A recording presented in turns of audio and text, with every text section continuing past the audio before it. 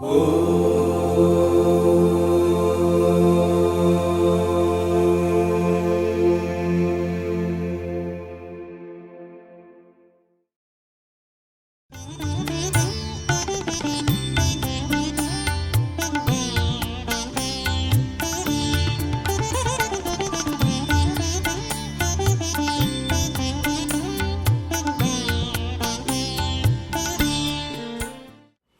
శ్రీ సాయిరామ్. స్వామివారి దివ్య పాదాల వద్ద నమస్సు మంజులు అర్పిస్తూ ఆత్మీయ సాయి కుటుంబ సభ్యులందరికీ ఈరోజు మనం జరుపుకుంటున్న 84వ సమర్పణ కార్యక్రమానికి విచ్చేసిన వక్తగా డాక్టర్ వి శ్రీనివాసరావు గారిని, తన సతీమణిని, భక్తులందరికీ సాయిరామ్. ఈరోజు మనం జరుపుకుంటున్న 84వ సమర్పణ అనే కార్యక్రమం స్టార్ట్ అయ్యి ఈ రోజుకి 7th anniversary as of today. భగవంతుడి భాగవతాన్ని ఎన్నిసార్లు 84 times వినే అవకాశాన్ని అందించినందుకు స్వామికి ఇలాగే ఎన్నో అవకాశాలు మళ్ళీ రావాలి అని కోరుకుంటూ ఈనాటి సమర్పణ కార్యక్రమాన్ని మనం జ్యోతి ప్రజ్వలనతో ప్రారంభించుకుందాం. జ్యోతి ప్రజ్వలనకు ఈనాటి వక్త డాక్టర్ వి శ్రీనివాసరావు గారు, వి సత్యనారాయణ గారు, శిరీష్ రాజు గారు, కామేశ్వరరావు గారు, లక్ష్మీకాంతారావు గారు, వీళ్ళందరినీ ముందుకు రావాల్సిందిగా కోరుతున్నాం. డాక్టర్ వి శ్రీనివాసరావు గారి పరిచయ వాక్యాలు. డాక్టర్ వి శ్రీనివాసరావు గారు శ్రీమతి విజయలక్ష్మీదేవి గారికి, డాక్టర్ వివి చౌదరి గారికి జన్మించారు. డాక్టర్ వివి చౌదరి గారు 1929 నుండి మద్రాస్ హైకోర్టులో బారిస్టర్గా న్యాయవాద వృత్తిని నిర్వహించడమే కాకుండా మద్రాస్ హిందూ రిలీజియస్ ఎండోమెంట్ బోర్డుకు న్యాయ సలహాదారుగా కూడా సేవలందించారు. 1949లో శ్రీనివాసరావు గారు కేవలం 6 నెలల శిశువుగా ఉన్నప్పుడు తొలిసారిగా వారి కుటుంబానికి పుట్టపర్తిలోని పాత మందిరాన్ని దర్శించే భాగ్యం కలిగింది. అనంతరం స్వామివారి అపార కృపతో ప్రతి పండుగ సమయంలో, వేసవి సెలవులలో కుటుంబం అంతా పుట్టపర్తికి వెళ్ళి స్వామివారి సన్నిధిలో అనేక దివ్య క్షణాలను అనుభవించారు. మద్రాస్, గుంటూరు, హైదరాబాద్లలోని వారి నివాసాలకు స్వామివారు స్వయంగా విచ్చేసి కుటుంబ పెద్దగా అన్ని విషయాలలో వారికి మార్గనిర్దేశనం చేసి ఆశీర్వదించారు. స్వామివారి ఆదేశానుసారం డాక్టర్ శ్రీనివాసరావు గారు ఐఐటి మద్రాసులో రసాయన శాస్త్రంలో PhD విద్యను అభ్యసించారు. ఆయన అక్కడ విద్యను అభ్యసిస్తున్న సమయంలో 1972 ఆ కాలంలో స్వామివారు తొలిసారిగా ఐఐటి చెన్నైని సందర్శించి విద్యార్థులందరికీ అనుగ్రహించారు. అనంతరం స్వామివారి ఆశీస్సులు, అనుమతితో PhD పూర్తి చేసిన వెంటనే 1974లో ముంబైలో తన తొలి ఉద్యోగాన్ని ప్రారంభించారు. డాక్టర్ శ్రీనివాసరావు గారు మామగారైన శ్రీ ఎం బాలయ్య గారు స్వామివారి అనుగ్రహంతో శ్రీమతి అంజలిదేవి గారు నిర్మించిన షిరిడి సాయి అండ్ పర్తి సాయి అనే టెలివిజన్ ధారావాహికలో షిరిడి సాయిబాబా తండ్రి గంగాభవాడు పాత్రను పోషించారు. ఈ ధారావాహిక 1998లో పుట్టపర్తిలో చిత్రీకరించబడింది. డాక్టర్ శ్రీనివాసరావు గారు గత 14 సంవత్సరాలుగా శ్రీ సత్యసాయి సేవా సంస్థల అమీర్పేట్ సమితికి కన్వీనర్గా సేవలు అందిస్తున్నారు. ఈరోజు ఆయన తన జీవితంలో స్వామివారితో పొందిన అనుభవాలను, దివ్య స్మృతులను మనతో పంచుకోవడానికి ముందుగా ఆహ్వానిస్తున్నాను. డాక్టర్ వి శ్రీనివాసరావు గారు. ఓం శ్రీ సాయిరామ్. మనందరి తరఫున స్వామివారికి శతకోటి నమస్కారాలు సమర్పించుకుంటూ ఈ అవకాశం నాకు కలిగించిన Sathya Sai students, alumni, Sathya Sai educational institutes, అలాగే దీనికి డిస్ట్రిక్ట్కి సంబంధించిన మన రంగారెడ్డి డిస్ట్రిక్ట్కి సంబంధించిన డిపి గారు యాదగిరి గారు, అలాగే స్టేట్ ప్రెసిడెంట్ వెంకట్రావు గారు, మన వనస్థలిపురం సమితి కన్వీనర్ గారు కృష్ణకుమార్ గారు, వారి టీం వర్క్ అంతా, అలాగే ఇక్కడికి వచ్చిన సభ్యులందరికీ నా నమస్సుమాంజలు తెలుపుకుంటూ ఈ సభని ప్రారంభించడానికి అవకాశం ఇవ్వమని మనం స్వామివారిని వేడుకుందామండి. ముందుగా మా తల్లిదండ్రులైన వెంకయ్య చౌదరి గారికి, అలాగే విజయలక్ష్మి గారికి నా ప్రణామాలు ఇచ్చుకుంటూ, ఎందుకంటే స్వామితోటి నేను గడిపిన క్షణాలు, నా అనుభవాలు చెప్పమన్నారు. ఇవన్నీ మా తల్లిదండ్రులతోటి మొదలవుతాయి. వారి ఆశీర్వాదాలతోటే ఈ సభను మనం ప్రారంభించుకుందామండి. ఇందాక అచ్యుత్ గారు చెప్పినట్టుగా మా నాన్నగారు 1929లో మెడ్రాస్లో హైకోర్టులో బ్యారిస్టర్గా ఉండేవారు. బ్యారిస్టర్గా అంటే అడ్వకేట్ అనమాట, లాయర్ కానీ ఏమని అనుకోండి. ఆయన ఆ డిగ్రీ లండన్ వెళ్ళి సంపాదించారు. ఆ రోజుల్లో షిప్పుల్లో వెళ్ళటం మీకు తెలుసు. 1929 అంటే 6 నెలల ప్రయాణం ఇక్కడి నుంచి లండన్కి వెళ్ళాలంటే. సో అంత కష్టపడి ఆయన ఎంఏ ఎల్ఎల్డి చేసిన తర్వాత ఈ బారిస్టర్ పట్టాలు తీసుకుని వచ్చి మెడ్రాస్లో తను ప్రాక్టీస్ మొదలుపెట్టారు. దీంతోపాటు ఆయన హిందూ రిలీజియస్ ఎండోమెంట్ బోర్డ్ అనే దానికి లీగల్ అడ్వైజర్గా ఉండేవాళ్ళండి. ఒక నిమిషం దాని గురించి చెప్తాను. ఈ హెచ్ఆర్ఈబి హిందూ రిలీజియస్ ఎండోమెంట్ బోర్డులో వాళ్ళు ఒక 30,000 టెంపుల్స్కి ప్లస్ ఒక 151 మఠాలకి వాళ్ళ సంరక్షణలో ఉండేదండి. ఒక ఐఏఎస్ ఆఫీసర్ గారు ఉండేవారు, వారు చూసుకునేవాళ్ళు. వారి దగ్గర ఈయన లీగల్ అడ్వైజర్గా ఉండి ఆ మఠాలకు కానీ ఆ టెంపుల్స్ కానీ సంబంధించిన లీగల్ లిటిగేషన్స్ ఏమైనా వచ్చినా లేకపోతే వేరే సమస్యలు వచ్చినా ఈయనే స్వయంగా పరిష్కరించేవారు. వీరుంటే ఆ ప్లేసులు కూడా వెళ్ళి పరిష్కరించేవారు. అంటే ఇంత ఆధ్యాత్మిక నాలెడ్జ్ ఆయన, ప్లస్ ఈ లా సంబంధించిన నాలెడ్జ్ అవన్నీ సంపాదించుకుని ఉన్నారనమాట. మా అమ్మగారేమో చేబ్రోల్లో గ్రామంలో పుట్టారండి. వాళ్ళకి 1932లో వివాహం జరిగింది. స్వామి వద్దకి వాళ్ళు 1948లో వచ్చారు. అంటే మెడ్రాస్లో ఉండగా స్వామి నీలాద్రిరావు గారని ఒక మిర్జాపూర్ జమీందార్ అంటారు, వారింట్లో ఏదో చెవులు కుట్టే ఫంక్షన్ ఉందంటే మా అమ్మగారిని ఆహ్వానించగా వారు వెళ్ళి అక్కడ స్వామి గారిని దర్శనం చేసుకోవడం జరిగింది. తర్వాత వెనిగళ్ళ హనుమంతరావు గారని అక్కడ ట్రాన్స్పోర్ట్ కమిషనర్గా ఉండేవారు. సో వారి ఇంట్లో కూడా స్వామివారి దర్శనం చాలాసార్లు మా నాన్నగారు చేసుకున్నారు. ఒక చిన్న ఉదంతం చెప్తారండి. ఒకసారి అంటే ఒక గురువారం నాడు స్వామి వెనిగళ్ళ హనుమంతరావు గారి ఇంట్లో ఉన్నప్పుడే మా నాన్నగారు ఆ రోజున భజన మిస్ అయ్యి ఆయన ఎక్కడికి వెళ్ళారు అంటే ఆయన కపాలేశ్వర టెంపుల్కి వెళ్ళారు. శివాలయం అన్నమాట. అక్కడ శివుల పూజ చేసుకుంటూ అయిన తర్వాత అంటే చాలా రద్దీగా ఉంటుందండి ఆ టెంపుల్. బయటకు వచ్చారు. బయటకు వచ్చి చూసుకుంటే ఆయన జేబులో ఉన్న పర్సు కనపడలేదు. సో మరుసటి రోజు మళ్ళీ హనుమంతరావు గారి ఇంటికి వెళ్ళారు. వెళ్ళిన తర్వాత స్వామి పిలిచి అడిగారట, ఎక్కడికి వెళ్ళావు చౌదరి నువ్వు అని అడిగారట. స్వామి ఇట్లాగా కపాలేశ్వర టెంపుల్కి వెళ్ళాను, అక్కడ శివుడి దర్శనం బాగా జరిగింది, ఇంకేమైంది అని అడిగారు. ఏం లేదు స్వామి, ఏం కాలేదు, అంతా బాగానే జరిగింది అని ఆయన చెప్పారు. అప్పుడు మా అమ్మ కలగజేసుకుని, స్వామి ఆయన పర్సు పోయింది అని. అయ్యో పాపం, దేవుడి దగ్గరికి వెళ్తే పర్సు పోయిందా, సరే నేను ఇస్తాను తీసుకుంటావా అని అడిగి ఇదేనా అని తీసిచ్చారండి. సో దీంతో మా నాన్నగారికి స్వామి మీద చాలా గొలుక్కుంది. అంత ఆధ్యాత్మిక వైభవం చూసిన ఆయన, అలాగే ఉన్నత విద్యలు అభ్యసించిన ఆయన, ఒక్క సంఘటనతోటి ఆయన పూర్తిగా మారిపోయి స్వామివారి శరణంలో కోరారనమాట. సో ఇహ నుంచి ఆయన అడిగారనమాట, స్వామి మీరే మమ్మల్ని గైడ్ చేయాలి అంటే స్వామివారు ఒప్పుకొని, అయితే 1949లో నెక్స్ట్ ఇయర్లో నువ్వు డిసెంబర్ టైంలో ఒకసారి ప్రశాంతిని అదే పాత మందిరానికి రండి అన్నారు. ఎందుకంటే నేను 1949 మేలో పుట్టానండి.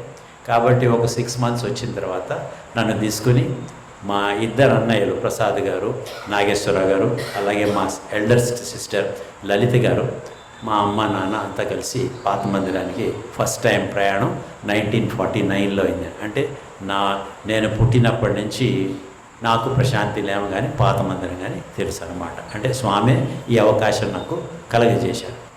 సరే, నేను పుట్టిన ముందే స్వామి అమ్మకి పార్వతీదేవి కల్లో కనపడేదట. కనపడుతుంటే సరే ఈసారి అమ్మాయే పుడుతుందని చెప్పి మా అమ్మగారు అంతా అమ్మాయిల డ్రెస్సులే ఒక దొంతర రెడీ చేసుకున్నారు. పాత మందిరానికి వెళ్ళినప్పుడు ఆ దంతరతోనే వెళ్ళారన్నమాట. సరే, స్వామి అక్కడ సేవా కార్యక్రమాలు అందరికీ ఇస్తుంటారండి. అలాగే మా అమ్మగారికి కూడా సేవా కార్యక్రమాలు ఇచ్చినప్పుడు ఆవిడ నన్ను మా నాన్నగారి దగ్గర ఒక మిల్క్ బాటిల్ పెట్టేసి స్వామి దగ్గర వదిలిపెట్టి వెళ్ళేదన్నమాట. స్వామికి అప్పుడు 23 ఏళ్ళండి. సో నాతోటి స్వామి ఆడుకునేవాళ్ళు. ఆయన చూసి ఏంటిది అమ్మాయి డ్రెస్లో ఉన్నాడు ఈ అబ్బాయి ఏంటి అని అప్పుడే ఒక టైలర్ని పిలిపించి ఒక రెడ్ వెల్వెట్ క్లాత్ తెప్పించి దాంతో 2 హాఫ్ ప్యాంట్లు 2 షర్ట్లు కుట్టించారట. తనే స్వయంగా తొడిగారట కూడా. తొడిగిన తర్వాత మరి 2-3 రోజులు అయిన తర్వాత ఈ డ్రెస్సులు ఇంకా సరిగా సరిపోవట్లేదు ఈ అబ్బాయికి, ఆ అమ్మాయిల డ్రెస్సులు వేసుకోండి అన్నారట.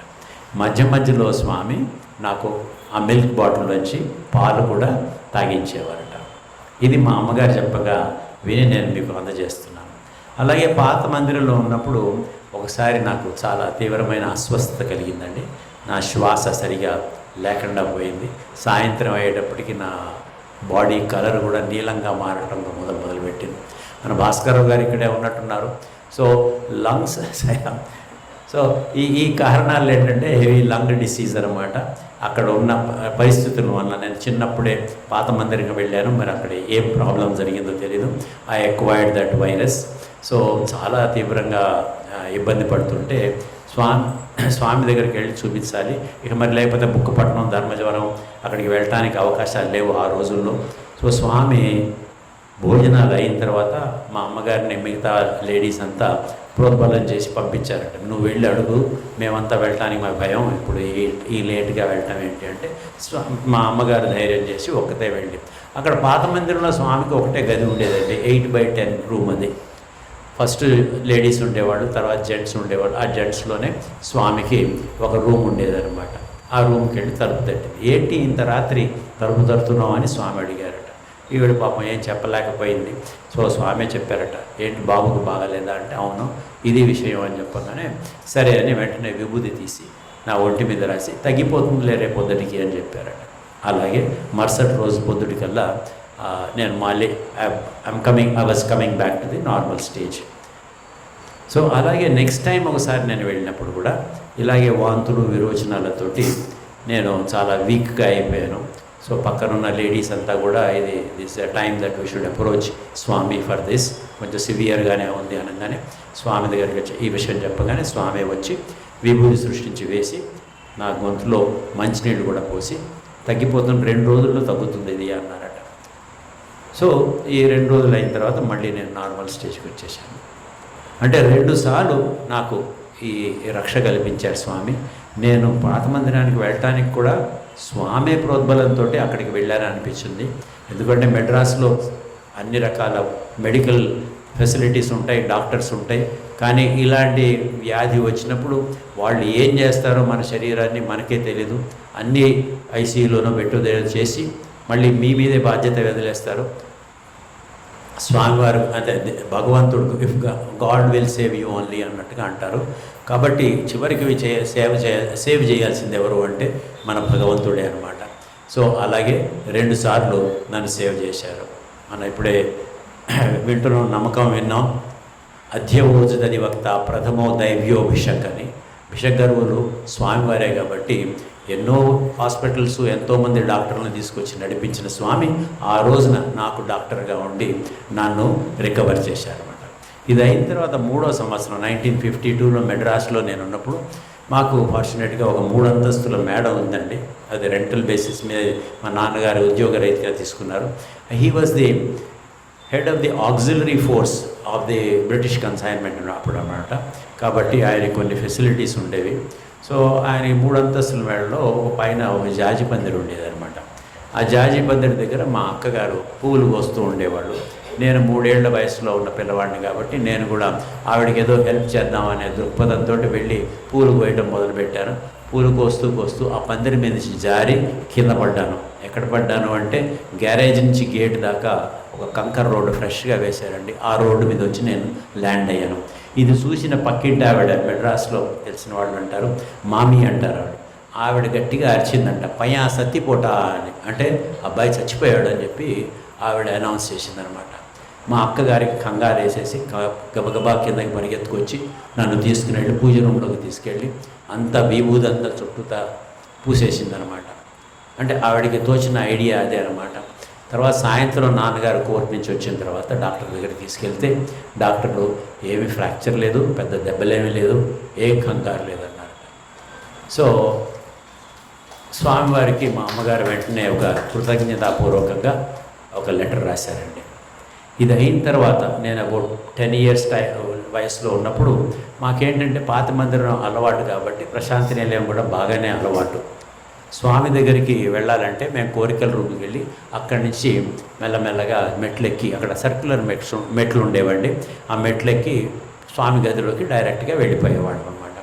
సో ఆ మెట్లు ఎక్కి వెళ్తూ ఉన్నప్పుడు పై మెట్టు మీద ఉండగానే స్వామి మా చౌదరి గారి గురించి రాజారెడ్డి గారికి, కస్తూరి గారికి చెప్తూ వాళ్ళ పిల్లవాడు ఇట్లా శ్రీనివాసరావు అని, అంటే సీను అనేవాళ్ళండి, సీనుకి ఇట్లా చేసింది అని చెప్పి ఈ ఉదంతాలన్నీ చెప్పారండి. 2 సార్లు, ఫస్ట్ టైం ఎట్లా అయింది పాత మందిరంలో, సెకండ్ టైం పాత మందిరంలో ఎట్లా అయింది, 3వసారి కూడా ఇట్లాగ మెడ్రాస్లో పడిపోయినప్పుడు ఏమైంది అని చెప్తుండగా అప్పుడు అంటే నేను ముందు వెళ్ళటానికి భయపడ్డాను అనమాట. నా గురించి చెప్పడం ఆపేస్తారేమో అన్న దాంతో నేను వెళ్ళిన తర్వాత స్వామి రాజారెడ్డి గారు, సీను నీకు 100 years వచ్చి నమస్కారం చేసుకో స్వామికి అన్నారు.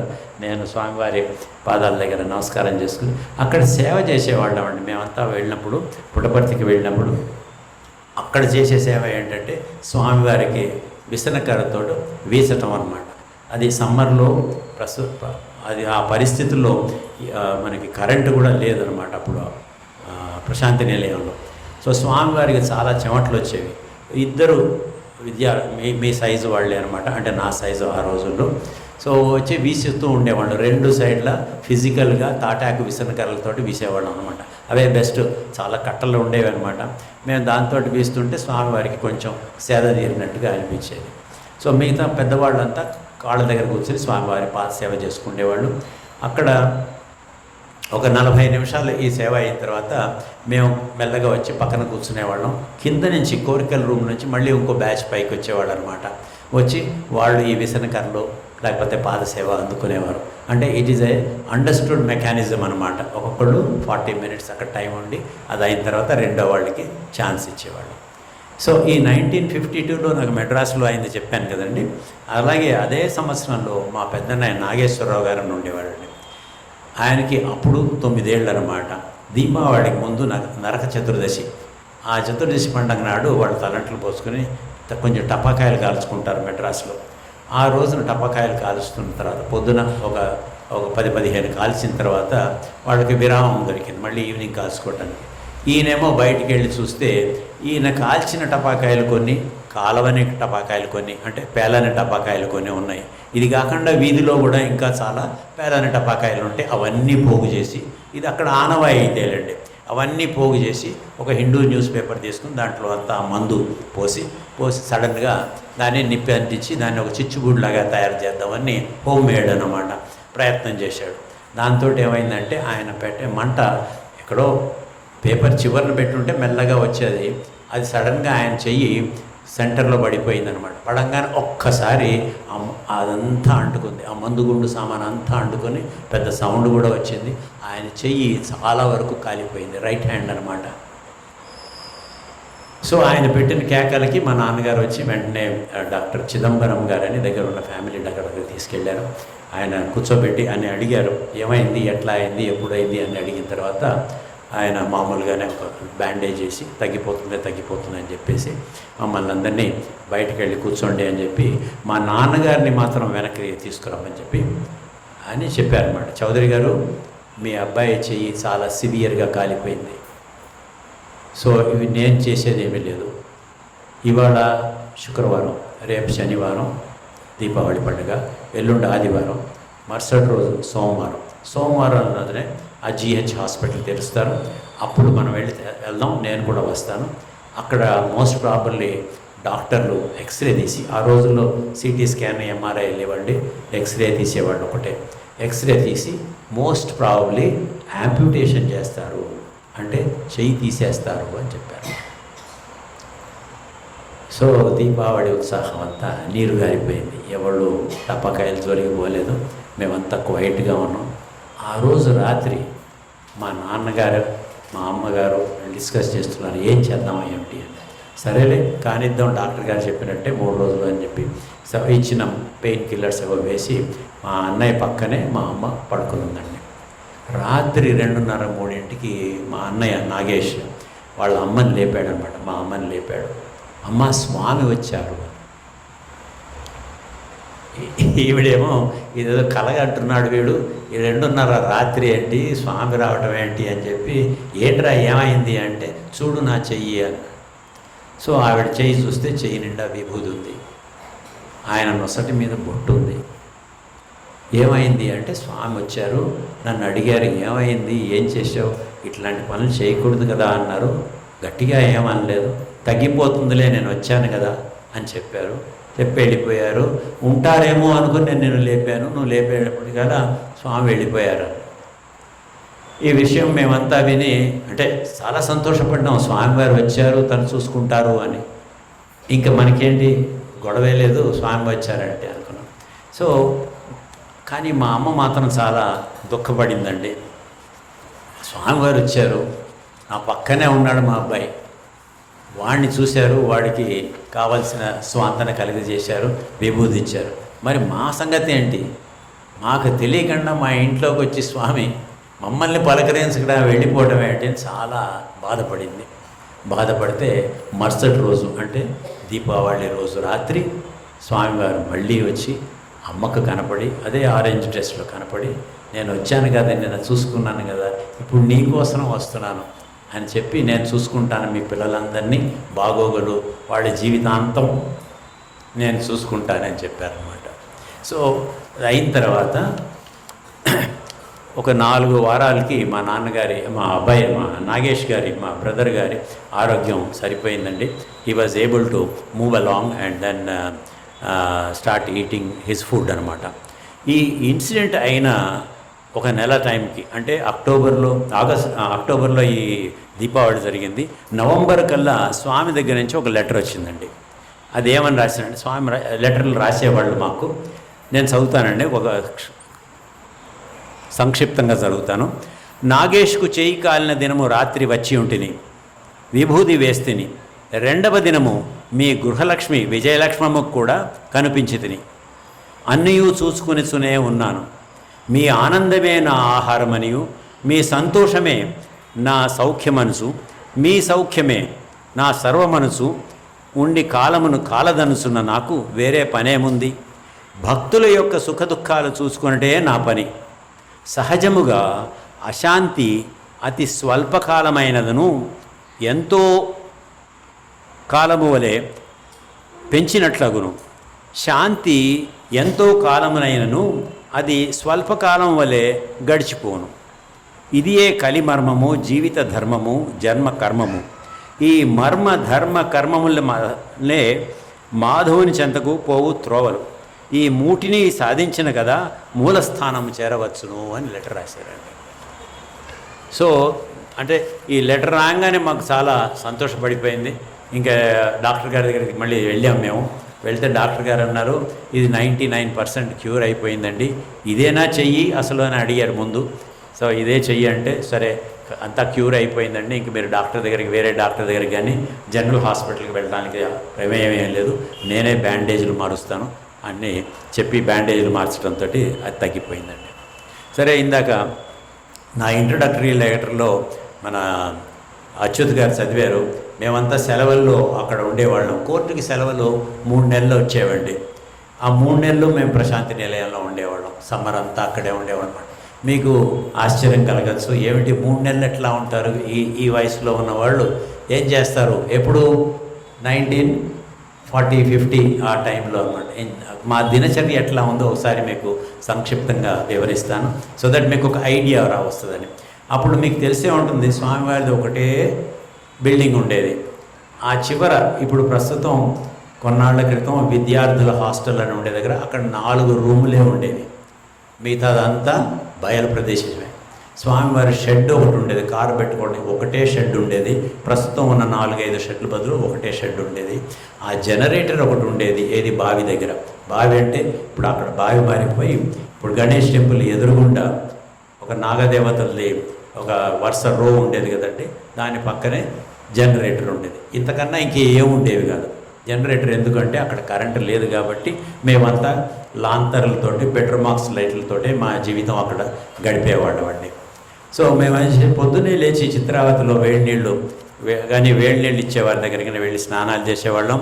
టిఫిన్ తినిన తర్వాత మళ్ళీ స్వామి గదికి చేరేవాళ్ళం. స్వామి సేవలు అన్నమాట. అక్కడ విసనకరతో వీచడం కానీ లేకపోతే పాదసేవ కానీ చేసేవాళ్ళం. వాళ్ళు మాత్రమే ఎక్కువగా పాదసేవ చేసేవాళ్ళు, మేము తక్కువగా ఉండేవాళ్ళం. తర్వాత భజన స్టార్ట్ అయ్యేది. అరౌండ్ 11 o'clockకి భజనకు వచ్చేసేవాళ్ళం. భజన 11 నుంచి 12 దాకా కానీ అప్పుడప్పుడు 1 దాకా కూడా వెళ్ళేది. స్వామి మాతో పాటు మమ్మల్ని ముందు పంపించి తను కూడా వచ్చేవారనమాట. స్వామిలో వచ్చి అప్పుడప్పుడు మా పక్కనే కూర్చున్నవారు. లేడీస్కి జెంట్స్కి మధ్యలో ఒక తివాచి లాంటిది వేసి ఉంచేవాళ్ళం స్వామికి. స్వామి సింహాసనం మీద కూర్చోకుండా మా పక్కనే వచ్చి కూర్చుని మాతో పాటు భజనలు చేసేవారు. స్వామి కూడా use to lead the bhajans. అప్పటి నుంచి మేము ఫాలో అయ్యేవాం. జెంట్స్ కొంచెం తక్కువ మందే ఉండేవాళ్ళు, 15 మంది ఉంటే లేడీస్ మాత్రం ఒక 30 మంది ఉండేవాళ్ళు భజన హాల్లో ఆ రోజుల్లో. సో దాన్ని భజన అయిపోయిన తర్వాత భజనకి పూజారిగా శేషగిరిరావు గారు ఉండేవాళ్ళు. భజన అయిన తర్వాత బెల్లు కొట్టడానికి రాధాకృష్ణ గారు నేను ఉండేవాళ్ళు. అంటే ఈ పేర్లు ఎందుకు చెప్తున్నానంటే మీకు ఒక ఐడియా వస్తుందన్నమాట. తర్వాత శ్రీ గణేశ శివుని కుమార అనే పాటలతోటి మనం ఫస్ట్ పాట స్టార్ట్ అయ్యేదన్నమాట అక్కడ. సో ఈ భజన అయిపోయిన తర్వాత మధ్యాహ్నం అప్పుడప్పుడు నాకు ఛాన్స్ దొరికేదండి. అమ్మగారు కొన్ని కూరలు తయారు చేసి ఉంచేవారు. ఒక ప్రత్యేకమైన బుట్టలో పెట్టి క్యారియర్ పెట్టి నాకు ఇచ్చేవారు. నేను లేడీస్ సైడ్ నుంచి పైకి వెళ్ళి స్వామి భోజనం ఉంది, లేడీస్ సైడ్ ఉండేది అనమాట, ఫస్ట్ ఫ్లోర్లో ఉండేది. అక్కడికి తీసుకెళ్ళి నేను పెట్టి వచ్చేవాడిని. లేడీస్ అలౌ చేసేవాడు. ఇప్పుడు వేణుగోపాల స్వామి టెంపుల్ విగ్రహం చూడండి, ఎక్కడి నుంచి అయితే వేదం స్టార్ట్ అవుతుందో కుల్వంత్ హాల్లో, అక్కడి నుంచి ఈ మెట్లు ఉండేవన్నమాట. ఆ మెట్లు ఎక్కి పైకి వెళ్ళి నేను అక్కడ పెట్టేసి వచ్చేసేవాడిని. వచ్చిన తర్వాత అమ్మకి రిపోర్ట్ చేయగానే అమ్మ తీసుకుని ఆ టైంకల్లా స్వామి భోజనం టైంకల్లా మేము వెళ్ళేవాళ్ళం, తను వెళ్ళేదనమాట. మధ్యాహ్నం భోజనం తర్వాత నాన్నగారితోటి మేము కలిసి పొలాలకు వెళ్ళేవాళ్ళం. ఇప్పుడు ఎడ్యుకేషనల్ ఇన్స్టిట్యూట్స్ అన్నీ ఉన్నాయి చూడండి, అక్కడ కంది చేలు ఉండేవి. చిత్రావతికి వెళ్ళే రోడ్లు అంతా చింత చెట్లు ఉండేవి. మా నాన్నగారు ఏం చెప్పేవారంటే, ఈ 3 నెలలు మీరు ఏం చేస్తారా, పోయిన సంవత్సరం అయిపోయిన పుస్తకాలన్నీ దాంతోపాటు పరీక్షా పత్రాలన్నీ తెచ్చుకోండి, మనం అక్కడికి వెళ్ళి మళ్ళీ చేస్తే మీకు ఒక ఐడియా ఉంటుంది, కంటిన్యూటీ ఉంటుంది అనేవారు. సో దాన్ని బట్టి ఎన్ని పుస్తకాలు మేము తీసుకెళ్ళగలమో అవి తీసుకెళ్ళి వెళ్ళాం అనమాట. మా నాన్నగారు మాకు సోషల్ అలాగే ఇంగ్లీష్ కూడా చెప్పేవారు. సో సాయంత్రం స్వామితో పాటు మేము చిత్రావతికి వెళ్ళేవాళ్ళం అండి. చిత్రావతిలో అనేక మహిమలు జరిగినాయి. ఇప్పుడు 84 సమర్పణ ప్రోగ్రాంలు అయినాయి కాబట్టి మీరు ఆల్రెడీ వినేసి ఉంటారు. దాని గురించి నేను మళ్ళీ టచ్ చేయను. స్వామివారు చేసిన చిత్రావతిలో చేసిన మహిమలన్నీ నేను దాని గురించి చెప్పను. కానీ ఎప్పుడైతే చిత్రావతికి వెళ్ళరో ఆ రోజుల్లో అక్కడ చెట్లు ఉండేవండి. ఎక్కడ స్వామివారి మందిరం ప్రాంగణంలో ఆరెంజ్ చెట్లు ఉండేవి, లెమన్ చెట్లు ఉండేవి, మ్యాంగో చెట్లు ఉండేవి, కోకోనట్ చెట్లు ఉండేవి. ఇవన్నిటికీ మేము నీళ్లు పోసేవాళ్ళం అన్నమాట. మేమంటే పెద్దవాళ్ళంతా పోసేవాళ్ళు, అలాగే లేడీస్ కూడా ఒక లైన్ ఉండేది, జెంట్స్ ఒకటి లైన్ ఉండేది అనమాట. మేమేం చేసేవాళ్ళం అంటే ఖాళీ అయిన బిందెలు తీసుకెళ్ళి ఆ నాగదేవతలు ఎస్టాబ్లిష్ చేసిన దగ్గర అక్కడ ఒక మోటు బావి ఉండేది. ఆ మోటి బావిలోంచి తోడేవారు అనమాట. ఒక తోలు తిత్తి పెట్టుకొని బకెట్ లాంటిది పెట్టుకొని ఈ ఎద్దులు లాగే బదులు వాలంటీర్సే లాగేవారు దాన్ని. ఆ నీళ్లు బయటకు వచ్చిన తర్వాత అన్నిట్లో ఫిలప్ చేస్తూ ఉండేవాళ్ళు అనమాట. ఖాళీ అయిన బిందెలు, అలాగే కన్స్ట్రక్షన్ టైంలో ఖాళీ అయిన గమేళాలు కానీ అవన్నీ కానీ తీసుకెళ్ళి ఇచ్చేవాళ్ళం. పండగలప్పుడు మాత్రం ఈ భక్తులు చాలామంది వచ్చేవారండి. ఆ ఆవరణ అంతా నిండిపోయేది. మరి మనకేమీ లేవు కదా అక్కడ రూమ్స్. నార్త్ బ్లాక్ లేదు, సౌత్ బ్లాక్ లేదు, వెస్ట్ బ్లాక్ లేదు, ఈస్ట్ బ్లాక్ కూడా 4 ఉండినాయి. సో మరి ఏం చేయాలి? ఇక్కడికి వచ్చిన జనం అంతా వాళ్ళంతా చెట్ల కిందే ఉండేవాళ్ళండి. అందుకనే అన్ని చెట్లు ఉండేవి. చెట్ల కింద ఒక సాప్ వేసుకుని, ఒక వీలుంటే ఒక బెడ్డింగు, లేదంటే ఒక ట్రంకు అంటే మామూలు సూట్ కేసులు ఉండేవి కావు, ట్రంక్ పెట్టలే. రైల్లో ప్రయాణం చేయాలంటే స్టీల్ పెట్టెలే ఉండేవి. సో ఆ స్టీల్ పెట్టుకుని సేఫ్గా ఉండేవాడు. మా పని ఏంటంటే పొద్దునే స్వామి వస్తారనగానే 4:30, 5 ఆ ప్రాంతాల్లో లేడీస్ లేచేవాళ్ళు అనమాట. మేము 5:30కి అట్లా లేచి ఫస్ట్ వెళ్ళి వాళ్ళందరినీ లేవగొట్టేవాళ్ళు. లేవండి వీళ్ళంతా వచ్చి క్లీన్ చేస్తారు, ఊడుస్తారు కాబట్టి లేవండి అంటే వాళ్ళు పాపం లేచేవాళ్ళు. లేవగానే ఒక చాప పరిచి దాని మీద ఒక బెడ్డింగ్, ఒక పెట్టె మీద వాళ్ళ బెడ్డింగ్ ఏమైనా ఉందంటే అది పెట్టి నైస్గా నీట్గా సర్దేసి పెట్టేసేవాడు అనమాట. అది మా సేవా డ్యూటీ. సో ఇలాగ ఈ సేవలతోటి, అలాగే పండగల టైంలో పైన స్వామివారి 2nd ఫ్లోర్ పైన నుంచి స్వామివారి విగ్రహం ఒకటి ఉండేదండి. దాని పక్కన ఒక రాడ్ ఉండేది. ఆ రాడ్ మీద నుంచి ఒక బ్రదర్ చుట్ట అందించేవాడు మనకి. రంగురంగుల కాగితాలు కానీ, రంగురంగుల బట్టలు కానీ పైనుంచి కింద పడేసేవాడు. ఇక్కడ ఒక 9 పోల్స్ జెంట్స్ సైడ్న, ఒక 9 పోల్స్ లేడీస్ సైడ్న ఉండేవి. మా పని ఏంటంటే ఆ చుట్టలు తీసుకొచ్చి బ్రదర్స్కి అందిస్తే వాళ్ళు ఈ పోల్ ఎక్కి దానికి కట్టేవాళ్ళు అనమాట. సో పండగ వాతావరణం రావాలంటే ఫెస్టివల్స్ లాగా ఇవన్నీ అరేంజ్ చేసేవాడు అనమాట. ఇవన్నీ నేర్పడంలో స్వామి ఉద్దేశం ఏంటి? మాకు అప్పటి నుంచి టైంని వేస్ట్ చేయకుండా ఉన్న టైము స్వామి కార్యక్రమంకి ఉపయోగించుకునేటట్టుగా చేశారు. క్యాంటీన్ సేవలు మీకు అందరికీ తెలుసు. మేము కూడా అక్కడికి వెళ్ళి సూరయ్య గారి ఆధ్వర్యంలో అక్కడ భోజనాలకి అవసరం ఏర్పాట్లన్నీ మేము చేసేవాళ్ళం. ప్లేట్లు పెట్టడం కానీ అక్కడ సత్తు ప్లేట్లు ఉండేవి, అల్యూమినియం ప్లేట్లు ఉండేవి, అల్యూమినియం గ్లాసులు ఉండేవి అనమాట. వాటిని అన్ని తోవడం, శుభ్రపరచడం, క్లీన్ చేయడం, డ్రై చేయడం, తీసుకొచ్చి ఆ టేబుల్స్ మీద పెట్టడం అంతా మా సేవా కార్యక్రమంలో ఒక పార్ట్ ఉండేది. అయిన తర్వాత సరే దసరా పండగ వచ్చేదండి. దసరా పండగ వస్తే కస్తూరి గారు ఏం చేసేవారు, ఇట్లాంటి పిల్లలు ఉంటే వీళ్ళు చక్కగా పాట పాడారండి, నేను అమీర్పేట్ సర్కిల్లో వాళ్ళకి వెళ్ళి చెప్పాల్సి, ఇట్లాగా సండే నాడు అట్లీస్ట్ ఈ పిల్లలతోటే భజనలు చేయమని. సో స్వామివారి ఆ రోజుల్లో కూడా ఈ భజన పాటలన్నా కీర్తనలన్నా స్వామికి ఇష్టం. దసరా పండగ కాబట్టి, అది పిల్లల పండగ కాబట్టి పిల్లలతోటే పాటలు పాడించేవారు అనమాట. అక్కడ ఒక మేక్ షిఫ్ట్ స్టేజ్ ఒకటి ఉండేది.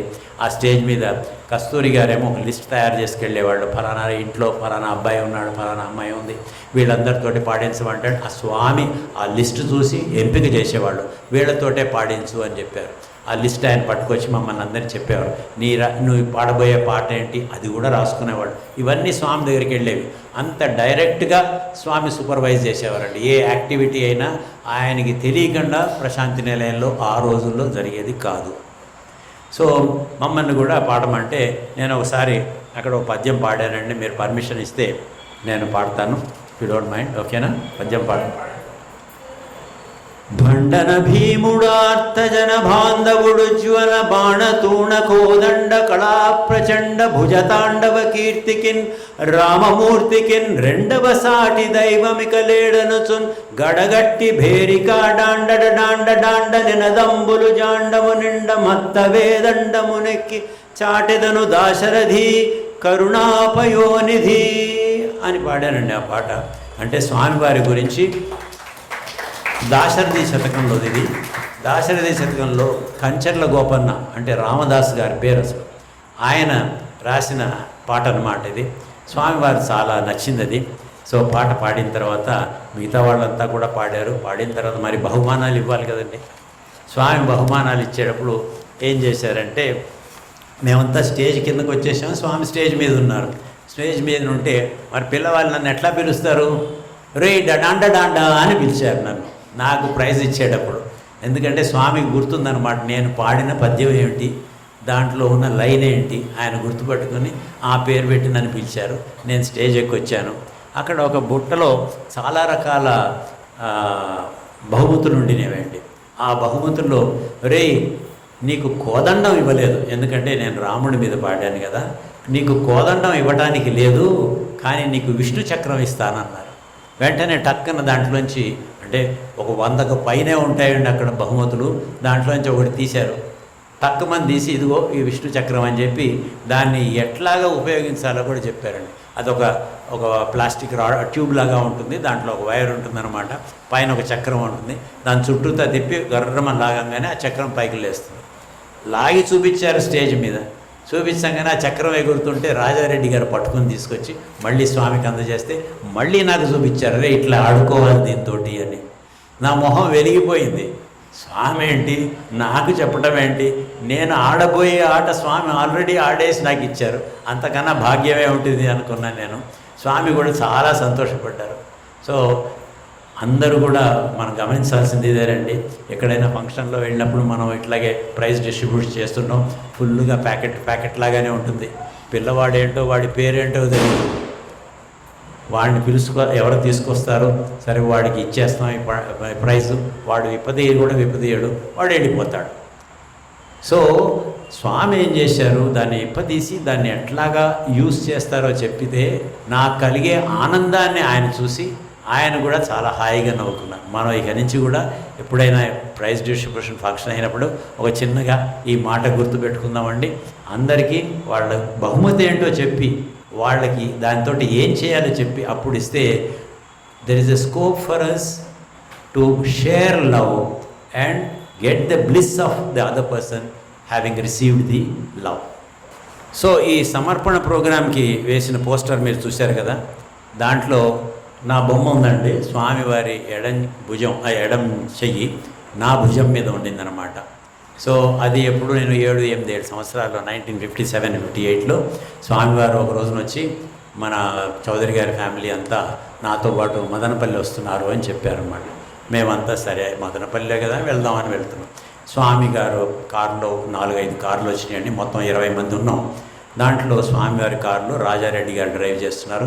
రాజారెడ్డి పక్కనే వారి సిస్టర్ రమా గారి అబ్బాయి వాసు కూర్చున్నాడు. తర్వాత స్వామి వచ్చి కూర్చున్నారు, నన్ను వెనక సీట్లో స్వామి పక్కనే కూర్చోబెట్టుకున్నారన్నమాట. సో కూర్చుకొని మేమంతా మదనపల్లి దాకా వెళ్ళాం. మదనపల్లి వెళ్ళిన తర్వాత అక్కడ హార్స్లీ హిల్స్ అని ఒక కొండ ఉందండి. హార్స్లీ అంటే ఆ రోజు కలెక్టర్ గారి పేరు, కట్టించిన ఆయన పేరు అనమాట. సో అది ఒక 4000 అడుగుల ఎత్తులో ఉంటుందన్నమాట. సో కింద నుంచి మేము కార్లు వదిలేసి జీప్లో వెళ్ళాము. వెళ్ళిన తర్వాత స్వామి అందరినీ సర్దుకున్న తర్వాత మరుసటి రోజు పొద్దునే వాకింగ్కి తీసుకెళ్లారు. ప్రదేశాలు చూడటానికి అక్కడ రామనాథరెడ్డి గారని, కృష్ణారెడ్డి గారని అక్కడ తెలిసిన ఈ ప్రోగ్రామ్ అరేంజ్ చేసిన వాళ్ళు అనమాట. వాళ్ళు మమ్మల్ని కూడా ఈ ప్లేస్లు ఉన్నాయి ఇక్కడ రండి వెళ్దాం అంటే మేము కూడా స్వామితో పాటు వెళ్ళాం. స్వామి ముందు లీడ్ చేస్తుంటారు, ఎప్పుడైనా మీకు తెలిసే ఉంటుంది కదా, ఎక్కడికి వెళ్ళినా కానీ స్వామి లీడు, మేమంతా వెనకాల వచ్చాం. అక్కడ ఎత్తైన ప్లేస్ కాబట్టి మబ్బులన్నీ మా చేతికి అందేటట్టుగా, అంటే స్వామివారిని అందుకుందామన్న లెవెల్లో అవి మూవ్ అవుతున్నాయన్నమాట. మాకు ఒక భావన కలిగింది, ఏదో సినిమాలో సెట్టింగ్ చూసినట్టుగా ముందు శివుడు వెళ్తున్నాడు, దాని వెనకాల ప్రమదగణం వెళ్తుంది అన్నట్టుగా మాకు ఒక ఫీలింగ్ వచ్చింది. సో అలాగే వెళ్ళామన్నమాట. వెళ్తుంటే స్వామి మధ్యలో ఆకాశంలోకి చెయ్యి ఇట్లా అని పట్టుకునేవాడండి. దాంట్లోకి యాపిల్స్ వచ్చేవి. ఫస్ట్ టైం ఆకాశంలోంచి యాపిల్స్ తీయటం అనేది నేను చూసే అదృష్టం నాకు కలిగిందండి. సో అందరికీ ఇచ్చేవాళ్ళు యాపిల్స్, మీరు కట్ చేసుకుని తినమండేవాళ్ళు. కట్ చేసుకుని నేను చిన్నపిల్లవాడిని కదా, నా బుద్ధి పోలేదు. ఒకసారి ఎందుకైనా వీలు ఉంటుందేమో దాంట్లోంచి 2 విత్తనాలు తీసుకున్నాను అనమాట. ఇది మన ఊరెళ్ళి మనం వేసుకుందాం, ఆకాశంలో ఉన్న యాపిల్ చెట్టు విత్తనాలే చెప్పుకుందాం అనుకున్నాను. కానీ ఇంటికి వచ్చేటప్పుడు ఎక్కడ మాయమైనవి తెలియదు కానీ. So we had that pleasure of going and having Swami. ప్రతిరోజు మేము వెళ్ళినప్పుడల్లా ఏదో ఒక ఐటెం తీసుకొచ్చేవారండి. ఒకసారి స్వామి చెప్పారనమాట, రే నేను షిరిడి సాయిబాబా పోజులు 9 ఉన్నది మీకు చూపిస్తాను అన్నారు. షిరిడి సాయిబాబా 9 రకాల భంగిమల్లో ఉన్న చూపిస్తాను అన్నారు. సరే మేమేం చేసామంటే మరుసటిసారి వెళ్ళినప్పుడు ఒక పలక లాంటి రాయి తీసుకున్నాం అనమాట. స్వామి దీని మీద చూపించండి అన్నట్టుగా. వి ఎక్స్పెక్టెడ్ ఆ రాయిలో ఏదైనా చెక్కి చూపిస్తారేమో అన్నట్టుగా. అదే ఇది పనికి రాదురా అని పెట్టి, తెచ్చావు కదా ఇక్కడ పెట్టాను, ఒక రాయి మీద పెట్టి దాని మీద స్వామితో పాటు కర్చీఫ్లు ఉంటాయండి, రాజారెడ్డి గారు వాళ్ళంతా తీసుకెళ్ళేవాళ్ళు, దాని మీద కవర్ చేశారనమాట. కవర్ చేసి ఒక నిమిషం అయిన తర్వాత అది తీసి మాకు చూపించారు. ఆల్మోస్ట్ 750 grams ఆర్ 1 kilogram ఉన్న ఆ రాయి కలకండగా మారిపోయిందండి. కొన్ని సెకండ్స్లో మారిపోయింది. మీకు తెలిసే ఉంటుంది, నేను కూడా కొంచెం జియాలజీ చదువుకున్నానండి స్వామివారి దయ వల్ల, అలాగే కెమిస్ట్రీ కూడా చదువుకున్నాను ఇందాక చెప్పినట్టుగా బ్రదర్. జియాలజికల్గా ఆ రాక్ ఫార్మేషన్ చూసుకుంటే దాంట్లో ఐరన్ అల్యూమినియం సిలికేట్స్ అంటే అవి ఐరన్ ఉంటుంది, అల్యూమినియం ఉంటుంది, సిలికా ఉంటుంది, ఆక్సిజన్ కూడా కొంత ఉంటుందన్నమాట. సో ఇది ఉన్న రాయిని ఆయన మార్చిన తర్వాత కలకండ, రాక్ క్యాండీ అంటారు దాన్ని, మిశ్రీ అంటారు హిందీలో. మార్చిన తర్వాత అది ఏమైపోయింది, కార్బన్, హైడ్రోజన్, ఆక్సిజన్ అంటే మన షుగర్ కాంపోజిషన్ అనేది అట్లాగే అయిపోయిందనమాట. అందరికీ ముక్కలు కొట్టించారు. ఎవ్వరు కూడా దాన్ని సంశయం ఏమాత్రం లేకుండా నోట్లో వేసుకుని తినేశారండి. మనం రాయిని తినమంటే తింటామండి ఎప్పుడైనా? తినం. మా ప్రసాద్కి, మా బ్రదర్కి ఇట్లాంటి అనుభవమే కలిగింది. 1956లో భాస్కర్ గారికి తెలిసే ఉంటుంది. అప్పుడు జనరల్ హాస్పిటల్ పుట్టపర్తిలో కడుతున్నారన్నమాట. కడుతుంటే ఇట్లాగే స్వామి, రే ప్రసాదు నోరు తెరువు అన్నారు. ఎందుకు స్వామి అన్నారు. ఇదిగో రాయి వేస్తాను రా అన్నారు. అమ్మ నేను తెరవను అన్నాడు ఆయన. తెరవనంటే ఏరా స్వామి చెప్పినా తెరవా అండి. రాజారెడ్డి నువ్వు తెరువు అంటే ఆయన గబ్బర్ అని తెరిచారండి. మా నాన్నగారిని తెరవమంటే ఆయన కూడా తెరిచారు. మా అన్నయ్య మాత్రం తెరవలేదన్నమాట. అప్పుడు ఆ రాయి వేస్తాను అంటే తెరువు అంటే స్వామి అన్నాడు. ఏమవుతుందంటే నా పన్ను విరిగిపోతుంది అన్నాడు. అది కాదురా అని తీసి ఇస్తే అది మైసూరు పాక్ అయిపోయిందనమాట. సో ఇంత క్షణాల మీద మనకు తెలుసండి. అర్జునుడు కృష్ణుడిని అడుగుతాడు, కృష్ణుడు కూడా అర్జునుడిని అడుగుతాడు, అదే పావురమా అంటే అవును స్వామి, అవునున్న కృష్ణ ఇది పావురమే అంటాడు. కాదు కాదు ఇది నెమిలి అని కృష్ణుడు అంటే అవును నెమిలి అంటాడు. ఎందుకన్నాడు ఆ రోజున గీతలో కూడా ఉంటుంది. ఎందుకన్నాడంటే ఆయన కృష్ణ సంకల్పం అనమాట. ఏది కావాలంటే అది అయిపోతుంది. ఆయనే సృష్టి స్థితి లయకారకుడు కాబట్టి ఆయన ఏమైనా చేయగలడు. మనకు కావాల్సింది ఏంటంటే ఆ విశ్వాసం. ఆయన చెప్పిందే రైట్ అంటాం. స్వామి చెప్పిన మాటలు కూడా మనం ఇదే పద్ధతిలో ఎప్పుడు కూడా దాన్ని క్వశ్చన్ చేయకుండా యాక్సెప్ట్ చేయటమే మన విధి అండి. సో ఆ రోజు వచ్చేసిన తర్వాత సాయంత్రం వచ్చి మళ్ళీ ఆ స్వామి తన చేతితోటే ఒక ఫోటో తీశారండి. షిరిడి సాయిబాబా ఫోటో 9 భంగిమల్లో ఉంది. ఒక జోలె వేసుకుంది, ఒక కుక్కతోటి బాట ఉంది, అట్లాంటి ద్వారకామాయి ఇవి అవన్నీ తీసి మాకు చూపించారు. మరుసటి రోజు రాత్రి భోజనాలు అయిన తర్వాత స్వామి అందరితో పాటే కూర్చునేవాళ్ళండి. లేడీస్ ఒక రోలో ఉండేవారు, జెంట్స్ ఇంకో రోలో ఉండేవాళ్ళు. స్వామి మధ్యలో టేబుల్ ఉండేది. టేబుల్లో స్వామికి వడ్డించేవాళ్ళు జనరల్గా లేడీసే వడ్డిస్తున్నారు. ఆ రోజున కంచంలో స్వామి అంటే చాలా కొద్దిగానే తింటారు. రైస్ పెట్టారు, రైస్ పెట్టిన తర్వాత అదే కూరలు అవన్నీ పెట్టారు. ఒకటి దాని తర్వాత ఒకటి కలుపుతూ ఉంటున్నారు అన్నమాట. కలుపుకొని నాకు రసం తీసుకురా అన్నారు, తర్వాత సాంబార్ తీసుకురా అన్నారు, తర్వాత పెరుగు తీసుకురా అన్నారు. అన్ని దాంట్లోనే వేస్తూ కలుపుతూనే ఉన్నారు. తర్వాత ఒక ముద్ద తిన్నారు, రెండో ముద్ద తిన్నారు. టక్కుమని చెయ్యి మీద నీళ్లు పోసుకొని లేచి వెళ్ళిపోయి ఆ గుమ్మం దాటంగానే అక్కడ పడిపోయారనమాట. Full he fell on his face flat in front of all of us అనమాట. మాకేం అర్థం కాలేదు, చాలా భయం వేసింది. అక్కడ వెంకటరామన్ గారు, వాసన్ గారు అని మెడ్రాస్ వాళ్ళు ఉండేవాళ్ళు, అలాగే రాజారెడ్డి గారు వాళ్ళు తింటున్న చేతుల్ని పంచకి తుడి చేసుకుని గబక్కని స్వామి దగ్గరికి వెళ్ళిపోయారు. తీసుకెళ్ళి స్వామిని ఒక మంచం మీద, అచేతనంగా ఉన్న స్వామిని మంచం మీద పడుకోబెట్టారు. మాకు తలుపులు వేసేశారు. చెప్పారు మాకు స్వామి ట్రాన్స్లోకి వెళ్ళారు అని. మేమంతా సరే భోజనాలు అక్కడికి వదిలేసి మేము బయటకు వచ్చేసాం. పిల్లలందరినీ దూరంగా వెళ్ళిపోమన్నారు, అలాగే వెళ్ళిపోయాం. పెద్దవాళ్ళు మాత్రం స్వామి కోసం వెయిట్ చేస్తూ ఉండిపోయారు. ఒక గంట అయిన తర్వాత స్వామి తలుపులు తెరుచుకున్నారు. స్వామివారు బయటకు వచ్చారనమాట.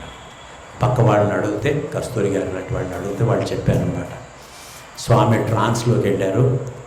అక్కడ ఎవరిదో లేడీ చాలా చరమావస్థలో ఉందంట, ఆవిడ్ని చూసి రావడానికి వెళ్ళారట. స్వామి తన రెగ్యులర్ మోడ్లోకి వచ్చేటప్పటికి ఆ స్వామివారి నోట్లోంచి కూడా విభూది బుస్సుమని వచ్చిందంట. సో ఈ విషయం ఏంటంటే మేము కంగారు పడ్డాము, అయిపోతుందో ఏటో స్వామి అని. ఒక గంట అయిన తర్వాత స్వామి బయటకు వచ్చారు, మామూలుగానే ఉన్నారు. మరుసటి రోజు మళ్ళీ మేము పొద్దున వాకింగ్కి వెళ్ళిపోయామని. ఈ విషయం చూసి నేను అనుకున్నాను అనమాట, ఆ రోజున మా అన్నయ్య దీపావళి రోజున చేతులు కాలినప్పుడు కూడా స్వామి ఇదే విధంగా వచ్చి ఉంటారు మా ఇంటికి, తన శరీరాన్ని అక్కడ పడేసి. మనం ఏంటంటే మన శరీరాన్ని అపురూపంగా చూసుకుంటాం. మనకి ఏమైనా అయింది అంటే, ఏదైనా గుచ్చుకుందంటే అమ్మో అంటాం. ఒక కురుపు వచ్చినా ఏదైనా వచ్చినా అంటే భయపడిపోతాం.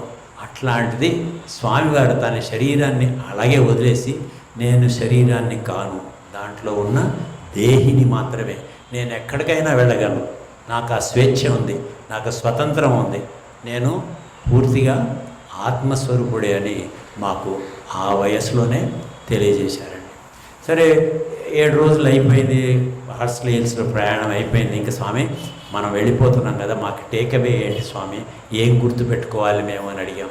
అంటే స్వామివారు చెప్పారు, మీకు 2 పద్యాలు చెప్తానురా, ఆ పద్యాలు మీరు ఎప్పుడూ చెప్పుకుంటూనే ఉండాలి. పొద్దున కానీ, మధ్యాహ్నం కానీ, సాయంత్రం కానీ, రాత్రి పడుకునే తర్వాత మీరు ఈ పద్యాలు చెప్పుకొని స్వామివారికి మీరు చేసిన పనులని చెప్పి, ఏమైనా తప్పులు కనుక చేసి ఉంటే దానికి శిక్ష కూడా స్వామిని ఇవ్వాలని కోరుకోండి మీరు. సో ఆ విధంగా ఆ పద్యాలు కూడా చెప్పమంటే చెప్తానండి, లేకపోతే నీ పాద కమల సేవయు నీ పాదార్చకులతోటి నెయ్యము నితాంత అపార భూతదయయును ఓ తాపసమందారా మాకు దయసేయగదే. ఇది పోతన గారు రాసిన పద్యం వంటిది, అది చెప్పారు. దాంతోపాటు అనాయేసేన మరణం వినా దైన్యేన జీవనం దేహాంతే తవ సాయుజ్యం దేహిమే పార్వతీపతే అని చెప్పారు. ఈ 2 పద్యాలు మాకు చెప్పి మీరు ఇది ఎప్పుడు చెప్పుకుంటూ ఉండండి, ఎవ్రీడే మార్నింగ్ కానీ ఈవినింగ్ కానీ. ఈవినింగ్ చెప్పుకున్న మాత్రం మీరు చేసే పనులలో ఏమైనా తప్పులు ఉంటే క్షమించమని కోరుతూ ఆయన్ని కోరాలండి. ఎందుకంటే మనకు ఒక ఛాన్స్ ఉంది, స్వామి ఇచ్చిన ఛాన్సే. మన కళలో కూడా మనం తప్పులు చేసినప్పుడు మన శిక్ష అనుభవించవచ్చండి. అప్పుడప్పుడు మనకి పీడకలలు అంటూ ఉంటుండే కదండి, అవన్నీ ఏంటంటే మనకు శిక్ష అన్నమాట, శిక్షకి క్యూర్. సో మనం నిద్రలోనే ఈ తప్పులకి శిక్ష అనుభవించేస్తే మరుసటి రోజు లేచినప్పటి నుంచి మనం ఫ్రెష్గా ఉండొచ్చు కదా. ఆ ఉద్దేశంతో స్వామివారు చెప్పుంటారని నా భావన అండి. సో అక్కడి నుంచి ఇప్పుడు హార్స్లీన్స్ వచ్చేసిన తర్వాత మాకు ఉత్తరాలు రాస్తుండేవారు స్వామి, చెప్పాను కదా. ఈసారి హైదరాబాద్ వస్తానని చెప్పారు. సో హార్స్లీ హిల్స్ ప్రయాణం అయిపోయిన తర్వాత మా ఎల్డెస్ట్ బ్రదర్ నాగేష్ ఉన్నాడు కదండి, స్వామివారికి ఉత్తరాలు రాసేటప్పుడు మనం కూడా ఉత్తరాలు రాద్దామని రాసేవాడు. మీరు కూడా రాయొచ్చు ఉత్తరాలు స్వామికి రాసి ఇక్కడ స్వామివారి దగ్గర పెడితే దానికి ఆన్సర్లు మీకే దొరుకుతాయి. ఎగ్జాంపుల్గా నేను చెప్తున్నాను సార్, మా అన్నయ్య ఏమి రాశాడంటే, అన్నయ్య అప్పుడు ఒక సినిమా చూశాడండి, రామాంజనేయ యుద్ధం అని చూశాడు. దానికి ఒక డౌట్ వచ్చింది ఆయనకి. ఆ డౌట్ గురించి స్వామికి ఉత్తరం రాశాడు. 15 ఏళ్ల వయసు అన్నయ్యకి అప్పుడు, 1958 అంటే. రామాంజనేయుల యుద్ధము శాస్త్రరీతిగా లేదు, అయితే సినిమా ఉండును. అందులో అర్థము తన నామజపమునకు పరమాత్ముడు లోబడునని, తన శక్తి కంటే భక్తే అధికము అని చూపించుట కొరకు అట్లు వేసినారు బంగారు, అందుకు ఆశీర్వాదాలు అన్నారు స్వామి. అలాగే నాకు కూడా లెటర్ రాశారండి. మా అన్నయ్యకి రాసినప్పుడు మా బ్రదర్ ప్రసాద్, ఆయన కూడా మా అన్నయ్య అనండి, బిహెచ్ఎల్లో ఉంటాడు, ఆయన ఉండేవాడు, ఆయనకు కూడా రాశారు. తర్వాత నాకు కూడా రాశారనమాట. నాకు రాసిన లెటర్ మాత్రం సమయాభావం వల్ల నేను ఒకటి చెప్తాను. సీను, నీవు రాసిన బుజ్జి జాబు చేరను, బుచ్చి నేను ఎట్లున్నావని వ్రాస్తివి. బాగా ఉన్నాను, ఆనందంగా ఉన్నాను, నీవు అట్లే ఉన్నావు కదా, మంచిది. అన్నలతో కొట్లాడక అన్యోన్యముగా ఆడుకుంటూ చీటికి మాటికి ఏడవక స్వామి చెప్పిన ప్రార్థన చేస్తూ బాగా చదువుకుంటూ ఉండాను, వస్తాను త్వరలో అన్నారు. అంటే మీ ఇంటికి కూడా నేను వస్తాను అన్నట్టుగా అన్నారన్నమాట. సో ప్రసాద్కి రాసిన దాంట్లో ఒకటే పాయింట్ నేను చెప్తానండి. ప్రసాద్ అందే బాబు నీ వందనములు, బాగా చదువుకో, ఓంకారం ఉదయం పూట పట్టుతున్నది వింటూ ఉన్నాను, స్వామి ఉపదేశించిన నామమును ప్రార్థనను ఉదయం సాయంత్రములందు తలచుతుండట కూడా చూస్తున్నాను. అంటే ఏంటంటే మనం ఇక్కడ ఓంకారం చేస్తే స్వామికి వినపడుతుందా లేదా అని మనకేమైనా డౌట్ ఉందంటే దీంతో క్లియర్ చేశారు. సో ఓంకారం చెప్పేటప్పుడు కూడా మనం శ్రద్ధగా చేద్దామండి. పొద్దున నగర సంకీర్తన ముందు చేసేటప్పుడు కూడా, అలాగే స్వామి నామం చెప్పేటప్పుడు కూడా స్వామి వింటున్నారనే ఉద్దేశంతో మనం చేసుకుందామండి. ఇది స్వామివారి బ్లాక్ అండ్ వైట్ రాసి కమిట్ చేసిన లెటర్ అన్నమాట. సో నేను 7వ తరగతిలో ఉండగా స్వామివారికి చదువుల గురించి చాలా ఇంట్రెస్ట్ అండి. ఒకసారి నేను హాఫ్ ఇయర్లీ ఎగ్జామ్ తర్వాత ప్రశాంతలీల వెళ్ళినప్పుడు స్వామి ఫస్ట్ ఫ్లోర్లో వరండాలో ఉండి, నేను అక్కడ పక్కన కమలం ఉండేదండి, మీకు తెలిసిన ఓల్డ్ డివోటీస్కి తెలిసే ఉంటుంది. ఇప్పుడు లేదు, కుల్వంత్ హాల్ ఉన్నప్పుడు లేదు. లేడీస్ సైడ్ జెంట్స్ సైడ్ మధ్యలో ఉన్న ఏరియాలో ఒక పద్మం ఉండేదన్నమాట. ఆ పద్మం దగ్గరికి నేను వస్తుంటే స్వామి రే సీను ఇట్రా అన్నారు. సో ముందుకు వచ్చి ఆ పద్మం దగ్గర నిల్చున్నాను అనమాట. పైనుంచి నాతోటి మాట్లాడారనమాట. ఎరా ఎప్పుడు వచ్చావు అని చెప్పారు. స్వామి ఫలానా రోజున వచ్చాను, హాఫ్ ఇయర్లీ అయిపోయిన తర్వాత కాబట్టి. అయితే ఏం చదువుతున్నావు అంటే 7th class half yearly exam అయిందంటే. ఎన్ని సబ్జెక్ట్స్ ఉంటాయి నీ క్లాస్లో అని అడిగారు. ఓపెన్గా అందరూ ఉన్నారు అక్కడ, కొంతమంది నన్ను అడుగుతున్నారు ఎన్ని సబ్జెక్ట్స్ ఉంటాయి ఈ క్లాస్లో, ప్రతి సబ్జెక్ట్లో వచ్చిన మార్కులు ఏంటి, ఎన్ని వచ్చినాయి అంటే నా రిపోర్ట్ కార్డు అడుగుతున్నారు. మళ్ళీ ఎందుకు కొన్నిట్లో తక్కువ వచ్చినాయి మార్కులు, ఎన్నిట్లో కొన్ని ఎక్కువ వచ్చినాయి మార్కులు, కారణం ఏంటి అని అడిగారు. ఒకటి తర్వాత ఒకటి అనమాట. దానికి నేను సమాధానం చెప్తూ పోయానండి. స్వామివారే కదా, మన స్వామే కదా, మన స్వామికి అన్నీ తెలుసు, మనం చెప్పినా చెప్పకపోయినా ఆయనకి అన్నీ తెలుసు. అయినా నాతోటి ఏదో సందర్భం కలిగించుకుని ఆయన మాట్లాడుతున్నారని చెప్పి అన్నీ చెప్పాను అనమాట. ఆ రోజున స్వామివారి కృపతోటి నాకు అన్నీ మంచి మార్కులే వచ్చినాయి. స్వామివారి కృప వల్లనే అని మాత్రం నేను చెప్పలేకపోయానండి. కానీ స్వామితోటి మాట్లాడేటప్పుడు ఎన్ని క్వశ్చన్లు వస్తుంటే ఏదో క్వశ్చన్ ఆన్సర్ సెషన్ అనుకుని సార్ అనటం మొదలుపెట్టలేను, స్వామి అనటం మానేసి. ఎలాగైనా ఆయన మన హెడ్ మాస్టర్ కదా, సో దట్ ఈజ్ యాక్సెప్టబుల్ అండి. సో స్వామి నాతో ఏం చెప్పారంటే,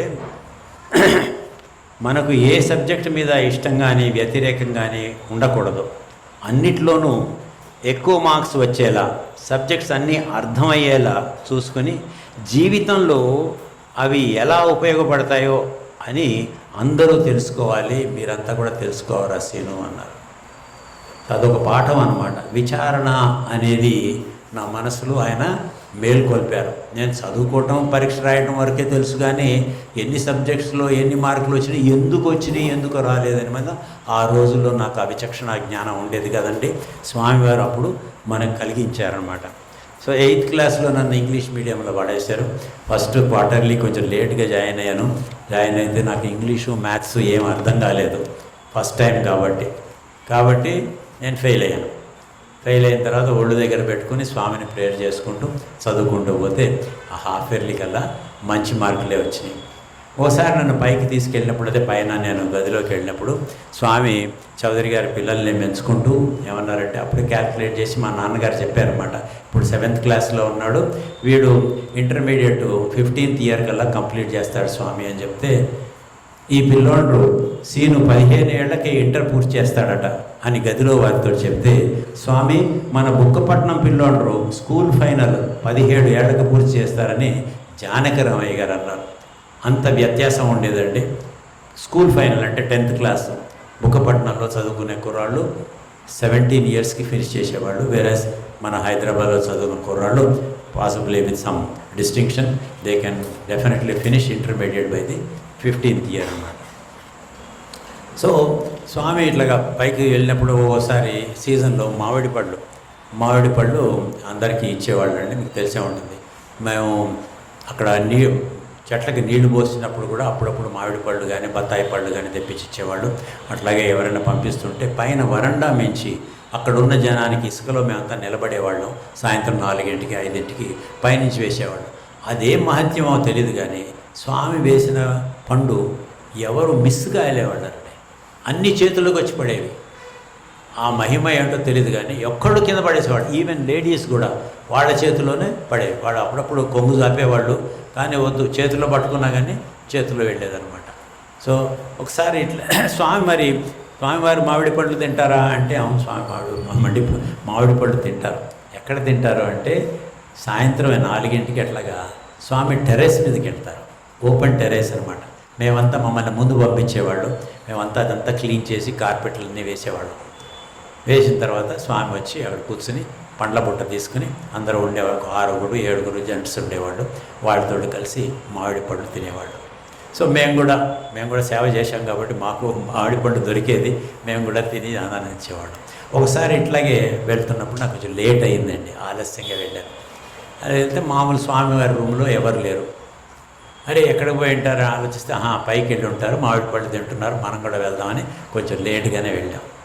నేను వెళ్ళిన టైంకి స్వామి నన్ను చూసి, నేను రాగానే, అయ్యో సీను చాలా లేటుగా వస్తే, మామిడి పళ్ళు అన్నీ అయిపోయినాయి, ఇదే లాస్ట్ పండు మేము తింటున్నాం, ఎట్లా మరి నీకు అన్నారు. అని దాంతో, మామిడి పళ్ళు చాలా బాగున్నాయి కదా రాజా అన్నారు. రాజారెడ్డిగా అందుకుని, చాలా బాగున్నాయి స్వామి, చాలా స్వీట్గా ఉన్నాయి, ఇట్లాంటి పండు నేను ఎప్పుడు తినలేదన్నారు.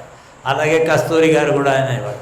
వీళ్ళందరూ అంతటి నా కళ్ళలో నీళ్ళు వచ్చేసి, ఐఎమ్ మిస్సింగ్ సంథింగ్ గ్రేట్ అన్న ఫీలింగ్లో నేను ఏడ్చే లెవెల్కి వెళ్ళిపోయాను అనమాట. సో అప్పుడు స్వామి మళ్ళీ ఒకసారి నా కళ్ళలోకి చూశారండి. నాకు ఒక ఆలోచన స్ఫురించింది. మా అమ్మ అక్క వాళ్ళంతా రూమ్లోనే ఉన్నారు, వాళ్ళు కూడా లేటుగానే వచ్చారు, వాళ్ళకి ఈ మామిడి పళ్ళు ఏమీ అందలేదు, అయినా కానీ వాళ్ళు ఏమి ఏడవట్లేదు కదా, మరి నేనెందుకు ఏడవాలి, ఇక్కడికి వచ్చాను కాబట్టి ఏడవాలా నేను, అక్కర్లేదు అన్నకన్నా ఒక ఆలోచన వచ్చింది. స్వామి వైపు చూశాను, స్వామి నన్ను చూసి నవ్వారు. నవ్వి అక్కడ ఆ పని అయిపోయిన తర్వాత వాళ్ళంతా వాష్ చేసుకున్న తర్వాత కిందకు వచ్చి నాకు ఒక పండ్లో, ఒక మామిడి పండ్లు ఒక 5-6 బుట్టలో తీసుకొచ్చి ఇచ్చి, మీ అమ్మ వాళ్ళతోటి కలిసి తినమన్నారు. అంటే he was reading all the thoughts that were going in my head అనమాట. He is the one who has put all the thoughts into my head. He has given me a solution how to go over the difficulties. మన మనసులో ఉన్న బాధను తొలగించుకోవాల్సిన అవకాశం కూడా ఆయనే కల్పించారు. ఇలాగే ఒకసారి నేను బెంగళూరు వెళ్ళాను, నేను అమ్మగారు కలిసి బెంగళూరు వెళ్ళాను. బెంగళూరులో కూడా మాకు సపరేట్గానే ఒక గేట్కి ఎదురుగుండా ఒక బంగ్లా ఉండేది, ఆ బంగ్లాలో మమ్మల్ని ఉండేవాడు. పొద్దున్నే అమ్మ బృందావనం వెళ్ళిపోయేది, వెళ్ళిపోయి సేవలు అవి చేసుకుని నేను అక్కడే ఉండి మిగతా సేవలు బయట ఏమైనా చేయాల్సి ఉంటే చేసేవాడు. ఓసారి ఇట్లాగే ఆలస్యంగా వెళ్ళాను, స్వామివారు పూరీలు ఎవరి కోసం తెప్పించి చేయిస్తున్నారు అన్నమాట. అంటే 3ంటికి టిఫిన్ టైము, లేట్ అయింది, నేను 3:30కి వెళ్ళాను. ఎవరో బయట నుంచి లేడీస్ లేట్గా వచ్చారు కాబట్టి వాళ్ళ బస్సు మిస్ అయింది, వాళ్ళ కోసం తయారించి నేను లేట్ అయినా కానీ ఒక మెసెంజర్ని పంపించి, రా నువ్వు టిఫిన్కి అని చెప్పి తీసుకొచ్చి అక్కడ నాకు టిఫిన్ పెట్టించారండి.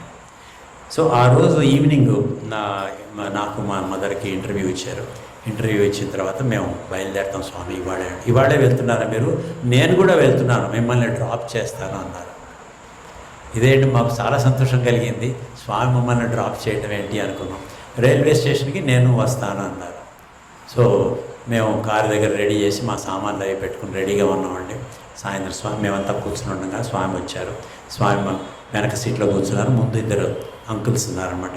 వారు మైసూరు నుంచి వచ్చారట. మైసూరు వాళ్ళు వెళ్తుంటే వాళ్ళతో పాటు స్వామి కూడా వెళ్తున్నారు, మమ్మల్ని అక్కడ రైల్వే స్టేషన్ దగ్గర తీసుకెళ్తారు. దారిలో నాకు సీను ఇది కబన్ పార్క్ రా, ఇది విధాన్ సౌదరా అని చెప్పి బెంగళూరులో ఉన్న ప్రదేశాలని నాకు ఇంట్రడ్యూస్ చేశారన్నమాట, లైక్ ఏ గైడ్. అంత ప్రేమ, మనమేం ఊహించలేనంత ప్రేమ అనమాట. దారిలో మా అమ్మగారు అన్నాడు, స్వామి సీను పుట్టపర్తిని మర్చిపోయాడంట అన్నాడు. అంటే స్వామి వెంటనే రిప్లై చేశారంటే, చాలా ప్రభావితమైన మాటలు అవి. సీను పుట్టపర్తిని మర్చిపోతే నిన్ను మర్చిపోయినట్లే లెక్క అన్నారు. ఎందుకు వచ్చిందంటే ఆ టాపిక్, ఆసారి నేను పుట్టపర్తికి వెళ్ళినప్పుడు అక్కడ నేను సనాతన సారథిలో సేవ చేసుకునేవాడిని అండి. ఆ ప్రెస్లో అది 2-3 చోట్లకు మారిపోయిందనమాట. కన్స్ట్రక్షన్ మూలంగా ఒక చోట ఉన్న ఆఫీస్ మళ్ళీ వేరే చోటకి మార్చారు. నేను వెళ్ళినప్పుడు నేను ఆ సేవ అందుకోలేకపోయాను. అమ్మకి క్యాజువల్గా చెప్పాను అనమాట, నేను పుట్టపర్తిని మర్చిపోయినట్లున్నాను, సనాతన సారథి ప్రెస్ ఎక్కడుందో నాకే తెలియలేదన్న. ఆ మాట ఈ విధంగా అమ్మ స్వామివారికి చెప్తే స్వామివారి రియాక్షన్ ఇదనమాట. మనం గుర్తుపెట్టుకోవాలండి, మన పుట్టపర్తి అనేది మన పుట్టిల్లు లాంటిది. మన మాతృమూర్తి అయిన స్వామి, గురువు, మన తండ్రి అయిన స్వామి అక్కడే ఉండేవాళ్ళు, ఉంటున్నారు కూడా అని మన భావన. సో ప్రతిసారి మనం పుట్టపర్తికి వెళ్ళాల్సిందండి, అది తప్పనిసరి. ఎందుకంటే స్వామి అంతగా బ్లెస్ చేసి చెప్తున్నారు కాబట్టి. సో చౌదరి గారి ఇంట్లోకి స్వామి చాలాసార్లు వచ్చారండి. ఒకసారి మెడ్రాస్ వచ్చారని బాబు చెప్పాడు. మెడ్రాస్లో వచ్చినప్పుడు మాతోటి క్యారమ్ బోర్డు ఆడారండి. మా అన్నయ్యలే వాడికి దానికి సాక్ష్యం అనమాట. సో కృష్ణ అని ఉండేవాడు, రాజారెడ్డి గారి కన్నా ముందు కృష్ణ అని ఉండేవాడు. కృష్ణ, నాగేష్ మా ఎల్డెస్ట్ బ్రదరు, స్వామి, మా అన్నయ్య ప్రసాద్, నలుగురు కలిసి ఆ క్యారమ్ బోర్డు ఆడుకున్నారు. దాంట్లో కూడా ఒక చిన్న బోధ చేశారు. అలాగే గుంటూరులో కూడా స్వామివారు వచ్చారండి మా ఇంట్లోకి వచ్చి. అక్కడి నుంచి దగ్గర ఉన్న పెద్దపాలెం, చిన్నపాలెం అనే గ్రామాలకి స్వామి టూర్కి వెళ్ళారనమాట. అది అయిన తర్వాత స్వామి అక్కడి నుంచి గుంటూరు నుంచి వెంకటగిరికి వెళ్ళారండి. నేను ఒక లెటర్ మీతో చదివి వినిపిస్తానండి. స్వామి రాసిన లెటర్ అన్నమాట. మేము గుంటూరు వదిలినప్పటి నుంచి నేటి వరకు మా ప్రోగ్రాం విజయమ్మ, అంటే మా మదర్ అన్నమాట, విజయమ్మ తెలుపును. వెంకటగిరిలో 4 దినములుంటిని. అక్కడ అక్షరాభ్యాసం చేయించి గురువారం పర్తికి వస్తివి, అనగా శుక్రవారం తెల్లవారి చేరితివి. రాత్రి పలమనేరులో ఉండి ఇక్కడ విషయములన్నీ విజయమ్మ తెలుపును. అంతా క్షేమమే. పాపము మీకు పిల్లలకు కష్టముగా ఉండి ఉండవచ్చును. ఇంటిలో ఎవ్వరూ లేరు, అంటే మా మదర్ లేదనమాట. స్వామితో పాటు ఆ ట్రిప్లో వెళ్ళిందండి. పిల్లలకు స్కూళ్ళు, లలిత అంటే మా సిస్టర్కి, లలితకు పరీక్షలు అయి ఉండునని తలంతును. బాగా పాస్ కాగలదని తెలుపు. పిల్లలందరికీ ఆశీర్వాదాలు తెలుపు. మీరు ఒళ్ళు సరిగా చూసుకోండి, చాలా చిక్కిపోయినారు పాపం. వేళకు తీసుకుంటూ ఆనందంగా ఉండండి. త్వరలోనే మంచి ఛాన్సును పొందండి.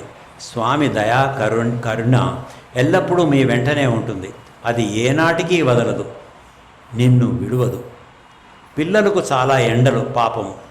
లీవులు ఇచ్చిన ఆనందంగా మీ ఇల్లు ప్రశాంతిలయం ఉందిగా, అక్కడికి కొంతకాలం ఉండిపోండి అన్నారు.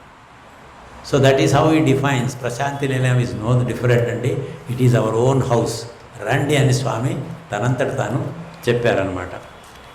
సో ఈ గుంటూరు అయిన తర్వాత హైదరాబాద్లో మేము ఉండేది ఆ రోజుల్లో ఆగాపుర అని హైకోర్టు వాళ్ళు ఇచ్చిన ప్లేస్ అనమాట అండి. అక్కడ ఉండేవాళ్ళం. అక్కడికి స్వామి వచ్చారు. స్వామి వచ్చినప్పుడు ఎట్లా ఉండేదంటే, స్వామివారు కారులో వచ్చేవారు. కారులో 2 ఉండేవాళ్ళు స్వామివారి కారులో. దాంతోపాటు 4-5 కార్లు వచ్చేవి. స్వామి ఇంటిలోకి రాగానే, రేయ్ వెనక ఉన్న వాళ్ళందరినీ చూసుకో అని చెప్పేవాళ్ళు అనమాట. ఫస్ట్ 2 వచ్చేవాళ్ళని వాళ్ళని కూర్చోబెట్టేసి మేము పరిగెత్తి అక్కడ బయట ఉండే కారులో 4 వాళ్ళు దిగేవాళ్ళు కాదు.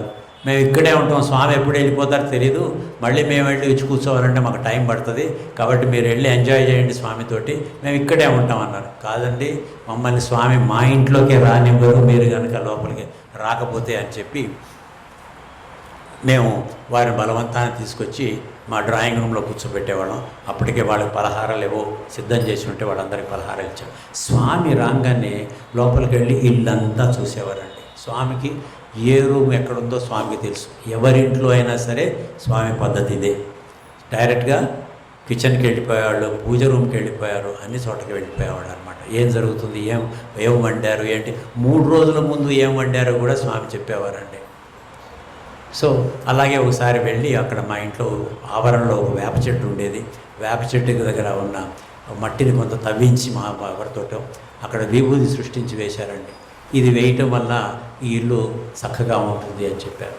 అలాగే అక్కడ ఒకసారి వినాయక చవితి నాడు మేము పుస్తకాలన్నీ పెట్టుకున్నామండి వినాయకుడి దగ్గర. లేదా నోట్బుక్స్ ఏవి అని అడిగారు. అంటే టెక్స్ట్ బుక్లే పెట్టాం కదా, నోట్బుక్స్ ఏవి అంటే నోట్బుక్స్ తీసుకొచ్చి చూపించాం మా బ్రదర్స్. మేము చూపిస్తే ప్రతి పేజీ చూశారు. మా హ్యాండ్ రైటింగే సరిగా బాగుండదు, స్వామి అన్ని పేజీలు తిప్పుతున్నారంటే అని చూసిన తర్వాత బయట వాళ్ళకి తీసుకొచ్చి, చూసారా చౌదరి గారి పిల్లలు చాలా బంగారం లాంటి వాళ్ళు, ప్రతి కమ్మ మీద అంటే ప్రతి పేజీ మీద ఓం శ్రీ సాయిరామ్ లేకపోతే SSSD అని రాస్తున్నారు వీళ్ళు. చాలా సంతోషం స్వామికి ఇట్లాంటివి చేస్తే అన్నారు. సో మనం కూడా ట్రై చేయొచ్చండి. ప్రతి పేజీలోనూ వీ కెన్ రైట్ ఓం శ్రీ సాయిరామ్ లేకపోతే SSSB. కొన్నాళ్ళు పెద్ద అయిన తర్వాత మేము చేసామంటే, పరీక్షలకి వచ్చినప్పుడు మన ఆన్సర్ షీట్స్ గుర్తుపట్టడానికి మేము రాసుకున్నామని చెప్తారేమో అని చెప్పి ఒక S మీద ఇంకో B రాసి ఒక చిన్న స్పాట్ లాగా పెట్టేవాళ్ళం అనమాట, ఎవరికి అభ్యంతరాలు లేకుండా ఉండటానికి. సో ఆ విధంగా మాకు కలిగించిన ఆలోచన స్వామివారు మెచ్చుకున్నారని మేము చాలా సంతోషపడ్డామనండి.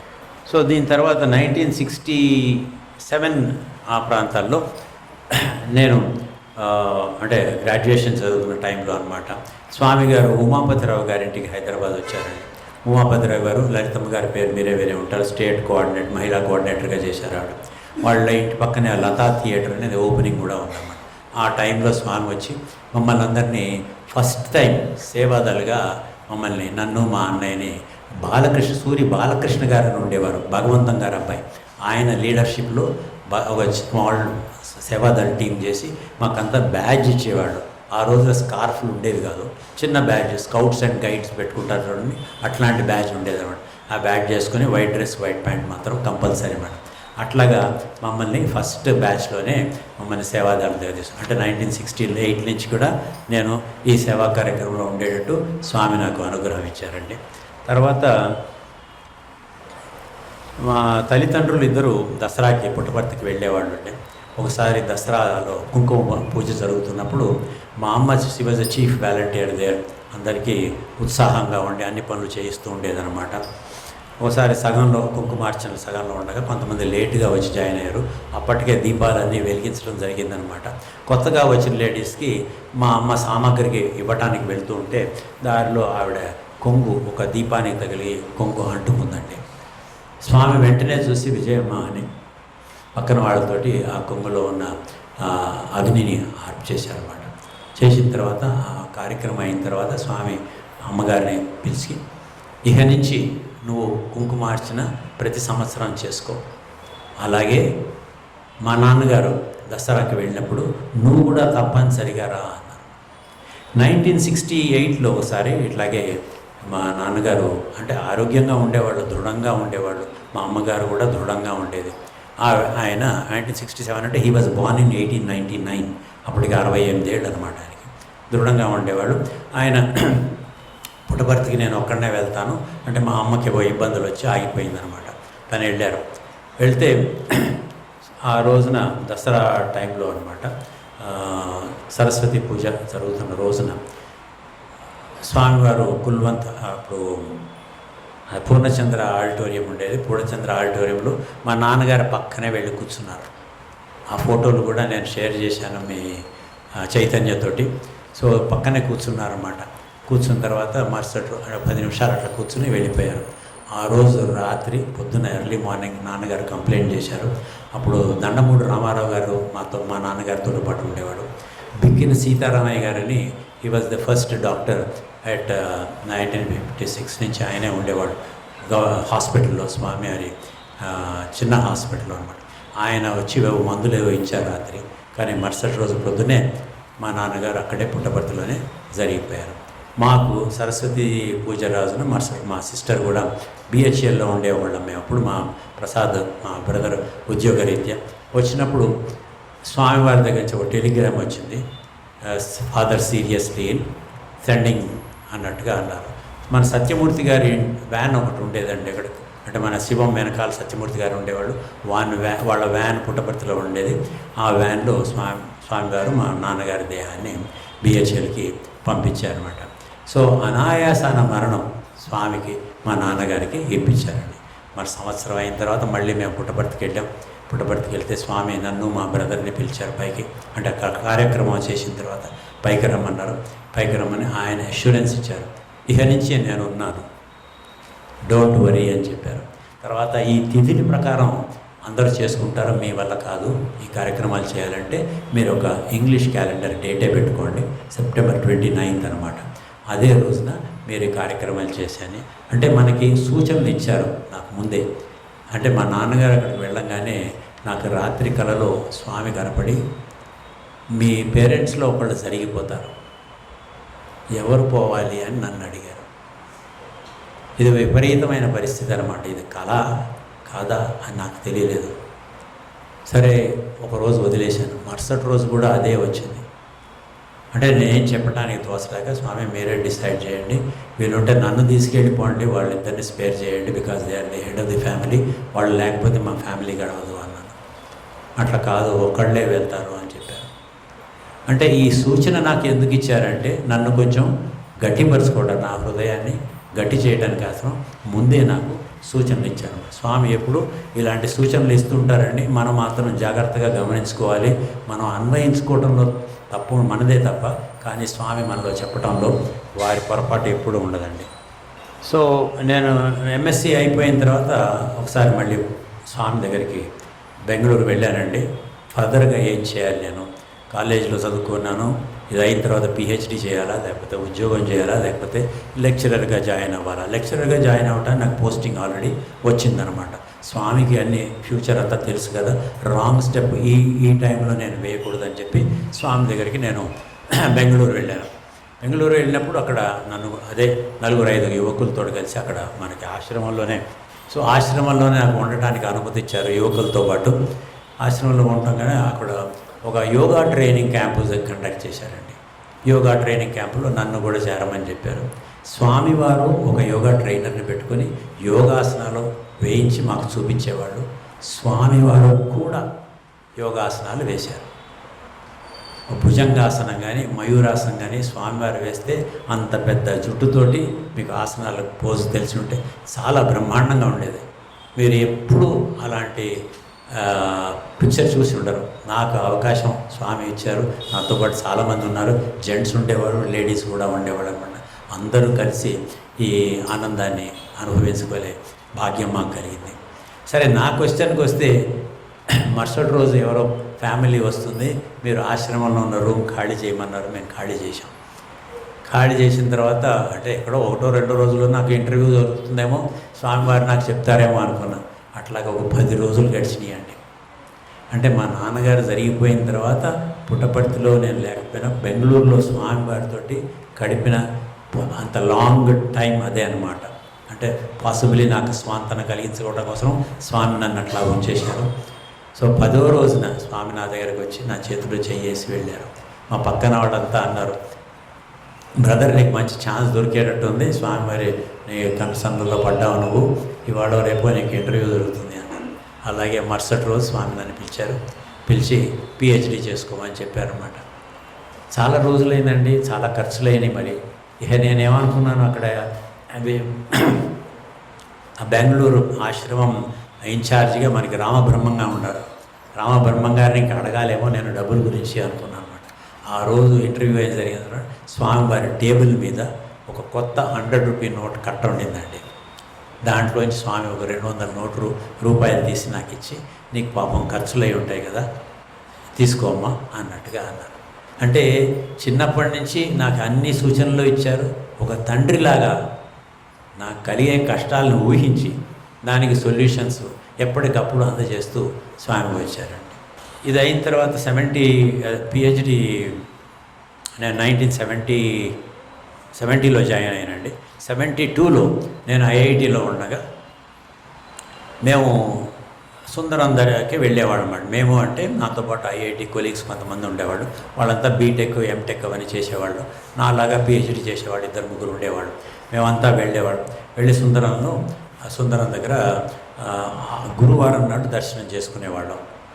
సో భజనలు అయిపోయి వచ్చేటప్పుడు ఒకసారి 4-5 కలిసి మేమంతా కలిసి అదే అడయార్ నుంచి ఐఐటికి వస్తున్నాం అనమాట. వస్తుంటే వాళ్ళలో ఒకళ్ళు చెప్పారు, why not we start doing bhajans instead of coming all the way to Sundaram at IIT itself అన్నారు. సో పోగు చేసాం అనమాట. ఒక 10-12 మంది స్వామి భక్తులు మా స్టూడెంట్స్గానే తేలారు. దాంట్లో సూరి రాధాకృష్ణ గారని, సూరి భగవంతం గారు అబ్బాయి, అప్పుడు ఫిజిక్స్లో ప్రొఫెసర్ గారు కూడా ఉండేవాడు అనమాట. ఆయన కూడా వెళ్ళి అడిగాం, ఏమంటే ఇట్లా భజన స్టార్ట్ చేసుకోవాలంటే తప్పకుండా చేయండి అమ్మా అని ఆయన కూడా మాకు అష్యూరెన్స్ ఇచ్చారు. అక్కడే ఒక స్కూల్ ఉండేదంటే సర్కిల్ దగ్గర, గజేంద్ర సర్కిల్ దగ్గర ఒక స్కూల్ ఉండేది. ఆ స్కూల్ ప్రిన్సిపల్ని పర్మిషన్ అడిగి మెట్ల కింద ఖాళీ ఉండేదండి, వాడికి అభ్యంతరం లేకుండా మెట్ల కింద ఖాళీగా ఉన్న ప్లేస్లో మేము సాయంత్రం 6 తర్వాత అంటే స్కూల్ అయిపోయిన తర్వాత అక్కడే వెళ్ళి మేమే చిమ్ముకునేవాళ్ళం, కార్పెట్లు వేసుకునేవాళ్ళం. కుర్చీ మీద ఫోటోకి ఒక దండ వేసి మేము భజన చేసుకునేవాళ్ళం. చిడతలు కంజీరా ఉండేవి, వాటితోటే మేము స్టార్ట్ చేసాం. ఆల్మోస్ట్ 10 మంది ఉండేవాళ్ళు కాబట్టి 40 మినిట్స్ నుంచి 45 మినిట్స్ దాకా భజన చేసేవాళ్ళు. ఐఐటీలో అంతా వింతగా చూసేవాళ్ళు, వీళ్ళేంట్రా ఇక్కడికి వచ్చి భజన చేస్తున్నారని. అలాగే ఒక గురు పౌర్ణమి రోజు వచ్చిన తర్వాత వైనాడ్ వీడు నగర సంకీర్తనం అనుకున్నాం. కుర్రాళ్ళం కదండి, అనుకునే తడుగున ఆ గురు పౌర్ణమి నాడు ఒక నగర సంకీర్తనంగా 10-15 మంది బయలుదేరి వెళ్ళి అక్కడ జలకంఠేశ్వర ఆలయం ఉంది. ఆలయం దాకా వెళ్ళి ఆల్మోస్ట్ 1 కిలోమీటర్ వెళ్ళి నడిచి తిరిగి రౌండ్ కొట్టేసి మళ్ళీ వెనక్కి వచ్చేసేవాడు అనమాట. ఇది అందరూ అబ్జర్వ్ చేసేవాళ్ళు, ప్రొఫెసర్లు వాళ్ళు కూడా చూసేవాళ్ళు అనమాట. సరే స్వామి నెక్స్ట్ టైం మెడ్రాస్ వచ్చినప్పుడు మనకు ఒక ఉంది కదా, మేము భజన చేస్తున్నాం స్వామి అని, వెళ్ళి స్వామిని అడుగుదాం, ఐఐటికి వస్తారేమో అనుకుని మేము అనుకున్నాం. అలాగే ఐఐటిలో ఉన్న డివోటీస్ కూడా వెళ్ళి స్వామిని కలిసి మెడ్రాస్లో అడిగారనమాట. ఆ రోజు నన్ను రమ్మంటే వాళ్ళంతా మెడ్రాస్ వాళ్ళు కదా, లోకల్ వాళ్ళు పిలిస్తే బాగుంటుందని నేను వెనక కొంచెం తటపటాయించాను అనమాట. వాళ్ళు వెళ్ళి స్వామిని పిలిచారు. స్వామి ఐఐటీలో మా సీను ఉన్నాడు కదా అన్నారంట వాళ్ళతోటి. అంటే సీను అంటే తెలియదు స్వామి, శ్రీనివాస్ అని కెమిస్ట్రీలో రీసెర్చ్ స్కాలర్ ఉన్నాడు స్వామి అంటే వాడే అన్నారట. అని నేను తప్పకుండా వస్తాను అన్నారట స్వామి. అలాగే 3వ రోజుకెల్లా స్వామి అక్కడ తారామణి గెస్ట్ హౌస్లో మేము ఒకటి అరేంజ్ చేసామండి. మా వాళ్ళంతా కుర్రాళ్ళంతా అక్కడే కూర్చుని స్వామివారి భజనలు చేసిన తర్వాత స్వామి వచ్చారు. అక్కడికి వచ్చి అక్కడ ఉన్న వాళ్ళందరికీ వాళ్ళు పేరున క్వశ్చన్లు అడిగారు. చెప్పారు మరి స్వామి అడిగారు, మీకు ఏమైనా డౌట్లు ఉంటే తీర్చుకోండి అన్నారు. ఆ డౌట్లన్నీ స్వామివారు అదేంటి మన ఆదిశంకరాచార్యులు రాసిన భాష్యంలోంచి వాళ్ళు అద్వైతం గురించి, విశిష్ట అద్వైతం గురించి కుర్రవాళ్ళండి, బీటెక్ వాళ్ళు, ఎంటెక్ వాళ్ళు అడిగేవాళ్ళు క్వశ్చన్లు స్వామితోటి. దాని అన్నిటికీ స్వామి సంతోషంగా జవాబు చెప్పారు. నా దగ్గరికి వచ్చి ఎరా నేను శ్రీనివాస్ అంటారంట కదా ఇక్కడ అని అడిగారు. అని ఎట్లా ఉంది చదువు, ఎట్లా ఉంది ఏంటి అని విచారం చేసి మరుసటి రోజు అక్కడి నుంచి తన నివాసానికి వెళ్ళిపోయారండి. సో ఈ విధంగా ఐఐటిలో ఉన్నప్పుడు ఈ కార్యక్రమం జరిగిందండి. ఐఐటి అయిపోయిన తర్వాత నేను 74లో థీసిస్ రెడీ అయిపోయింది సబ్మిట్ చేయడానికి. అప్పుడే ఒక ఇంటర్వ్యూ కూడా వచ్చింది. మెడ్రాస్ బ్రాంచ్ ఉన్న బాంబే కంపెనీ, ఇంటర్నేషనల్ కంపెనీ అది. సో నేను ఇంటర్వ్యూ అటెండ్ అవుతే వాళ్ళు నాకు ఆఫర్ లెటర్ ఇచ్చారు. మళ్ళీ సందిగ్ధం, బాంబే వెళ్ళాలా వద్దా, ఏదో మెడ్రాస్ అయితే పర్వాలేదు, హైదరాబాద్ అయితే పర్వాలేదు, ఆ కల్చర్ వేరే కదా అని. సరే ఏమైతే అయిందని ఒకసారి కుల్వంత్ హాల్కి వెళ్ళిపోయి స్వామి దగ్గర కూర్చున్నాను. స్వామిని ఆఫర్ లెటర్ చూపించాను. స్వామి చూసి అన్నారు, నిన్ను పిలిచి నీకు ఉద్యోగం ఇస్తున్నారు, మంచి జాబే, వెళ్ళి చేసుకో అన్నారండి. సో దాంతో వెనక్కి వచ్చి నేను థీసిస్ సబ్మిట్ చేసేసి బాంబే వెళ్ళిపోయి, బాంబేలో 74 నుంచి మీరు రాసి చదివినట్టుగా 74 నుంచి నా ఫస్ట్ ఉద్యోగం అక్కడేనండి. That was when I was about 25 years having finished my PhD.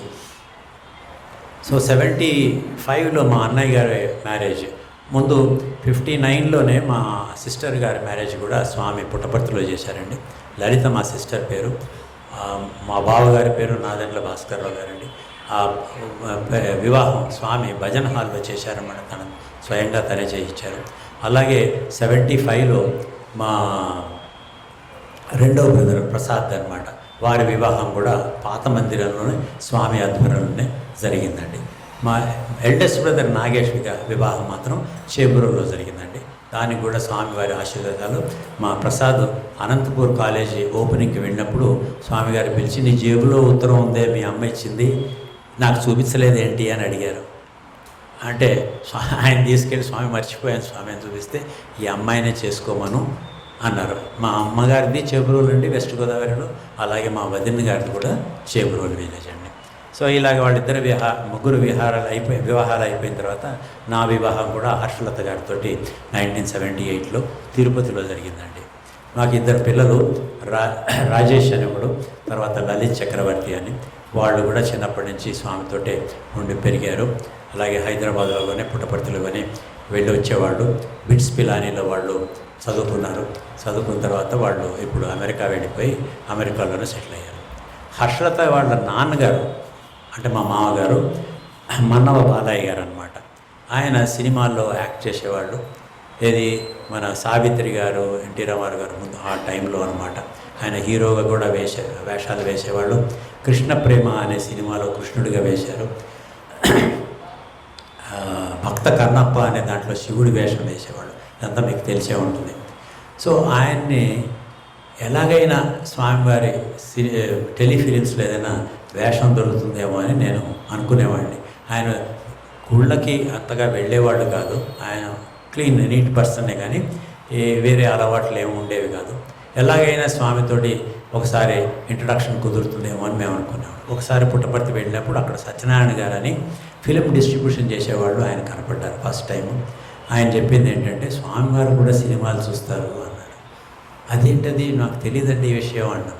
అవును, మేమే ఎడిట్ చేసి చూపిస్తాం స్వామివారికి. లవకుశ వెంకటేశ్వర మహత్యం, రామాయణం ఇలాంటి సినిమాలు చూపిస్తాం.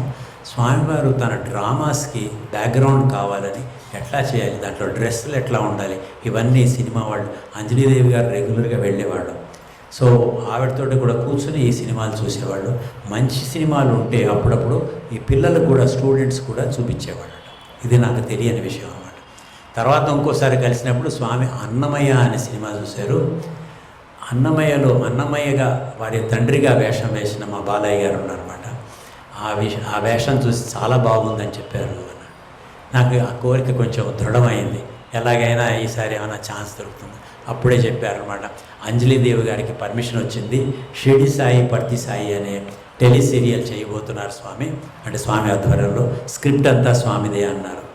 సరే ఈయనకి ఏమైనా ఛాన్స్ వస్తుందేమో అని మేము అనుకున్నాం. అప్పుడు దాంట్లో గుమ్మడి గారు, కాంతారావు గారు అంతా యాక్ట్ చేశారంటే, మురళీమోహన్ గారు అంతా యాక్ట్ చేశారు ఆ సినిమా, ఆ టెలి సీరియల్లో. స్వామివారు అంటే రాఘవేంద్రరావు గారి ద్వారానే బాలయ్య గారికి ఇన్విటేషన్ అందింది. సో కాల్ షీట్స్ కూడా తీసుకుని వెళ్ళారు. నేను కూడా వారి ఫస్ట్ షెడ్యూల్లో పుట్టపర్తికి వెళ్ళాం. కరణం సుబ్బమ్మ నగర్లో ఒక సెట్స్ వేసి అక్కడే స్వామివారే వచ్చి ఫస్ట్ కెమెరా ఆన్ చేసి షార్ట్స్ అవి కూడా చూసుకున్నారు. ప్రతిరోజు అంటే సినిమా జరిగినంత వరకు ఆ రీల్స్ అన్నీ స్వామివారు అబ్జర్వ్ చేసేవాళ్ళట. ఇది అయిపోయే టైంకి మాకు బాలయ్య గారికి ఒక కబురు పంపించారనమాట, ఇట్లాగ మీ ఫ్యామిలీతో వచ్చి పుట్టపర్తిలో స్వామి దర్శనం చేసుకోవచ్చు ఈసారి అని.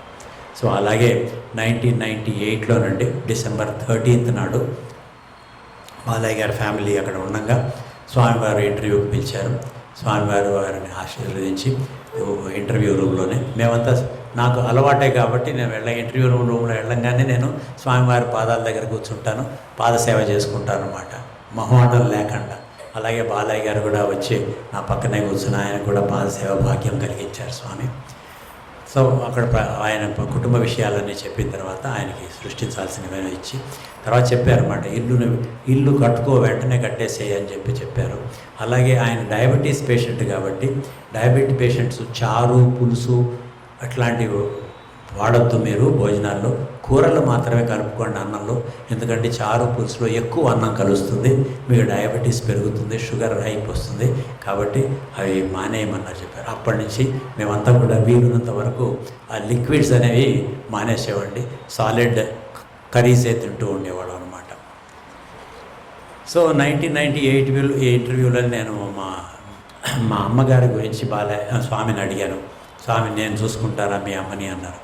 1999లో జూలై 12th అండి, ఇవాళ జూలై 5th, జూలై 12th నాడు మా అమ్మగారికి ఆరోగ్యం బాగాలేకుండా ఉంటే అక్కడ హాస్పిటల్లో జాయిన్ చేసిన తర్వాత హైదరాబాద్ తీసుకొచ్చిన మరుసటి రోజు తను మన వాళ్ళందరితోటి కలిసి మాట్లాడింది. మరుసటి రోజు పొద్దున్నే ఉదయం 5 గంటలకి 6 గంటలకి మా అన్నగారి గృహంలోనే ఆవిడ శ్వాస స్వామిలో కలిసిపోయిందండి. ఆవిడకి కూడా స్వామి అనాయాసాన మరణం ఇచ్చారనమాట. దానికి చాలా సౌభాగ్యం వాళ్ళకి. చిన్నప్పటి నుంచి అంటే నా చిన్నప్పటి నుంచి స్వామి మా అమ్మని బాగా ఎంకరేజ్ చేశారు. ఫస్ట్ టైం మెడ్రాస్లో కలిపినప్పుడు, నీ హృదయంలో నేను అంతర్జ్యోతి వెలిగించాను, నీకు తెలియటం లేదు అన్నారట. అంతర్జ్యోతి అంటే ఏమిటో మా అమ్మకు అప్పుడు తెలియదండి, కానీ ఆ జ్యోతి ప్రభావం వలన ఆవిడ విపరీతంగా స్వామి చెప్పిన మాటల్లో తూచా తప్పకుండా పాటించి ఎన్నోసార్లు పుట్టపర్తికి వెళ్ళేది. అండ్ టు ది ఎక్స్టెంట్ ఓసారి మా నాన్నగారి క్లయింటు డబ్బులు తీసుకొచ్చి మా అమ్మగారికి పొరపాటున ఇస్తే ఆ డబ్బులన్నీ పుట్టపర్తికి వెళ్ళటానికే, మా నాన్నగారు చెప్పకుండా వెళ్ళటానికే ఉపయోగించుకునేది. వెళ్ళిన తర్వాత మాత్రం చెప్పేది, ఇగో ఇట్లా వచ్చినాయి ఈ డబ్బులు అని. అంటే అంత ధైర్యం వచ్చేదన్నమాట. స్వామి నా అండున్నారు, నా పక్కనే ఉన్నారు, నేనేం చేసినా కరెక్ట్గానే నాతోటి చేయిస్తారన్న భావంతో ఉండేదన్నమాట. సో ఇక నా స్వామి అమ్మగారితో అయిపోయిన తర్వాత నెక్స్ట్ నా లాస్ట్ ఇంటర్వ్యూ స్వామితో 2008లో జరిగిందండి. మా పెద్ద అబ్బాయి రాజేష్ వాడి పెళ్ళి సందర్భంగా వాడి నిశ్చితార్థానికి పూనా వెళ్ళామండి. పూనాలో మన వాళ్ళ అమ్మాయి అన్నమాట, ప్రొఫెసర్ గారి అమ్మాయి. వాళ్ళ దగ్గర ఈ కార్యక్రమం జరుగుతుంటే కొంచెం నిడివి ఉంటే మేము అంతా కలిసి భజన చేసేవాడిని. ఎందుకు స్వామివారిని సంకల్పంతో, మా సంకల్పంతో స్వామివారు ఆశీర్వదిస్తారు ఈ ప్రోగ్రాం అన్న దాంతో.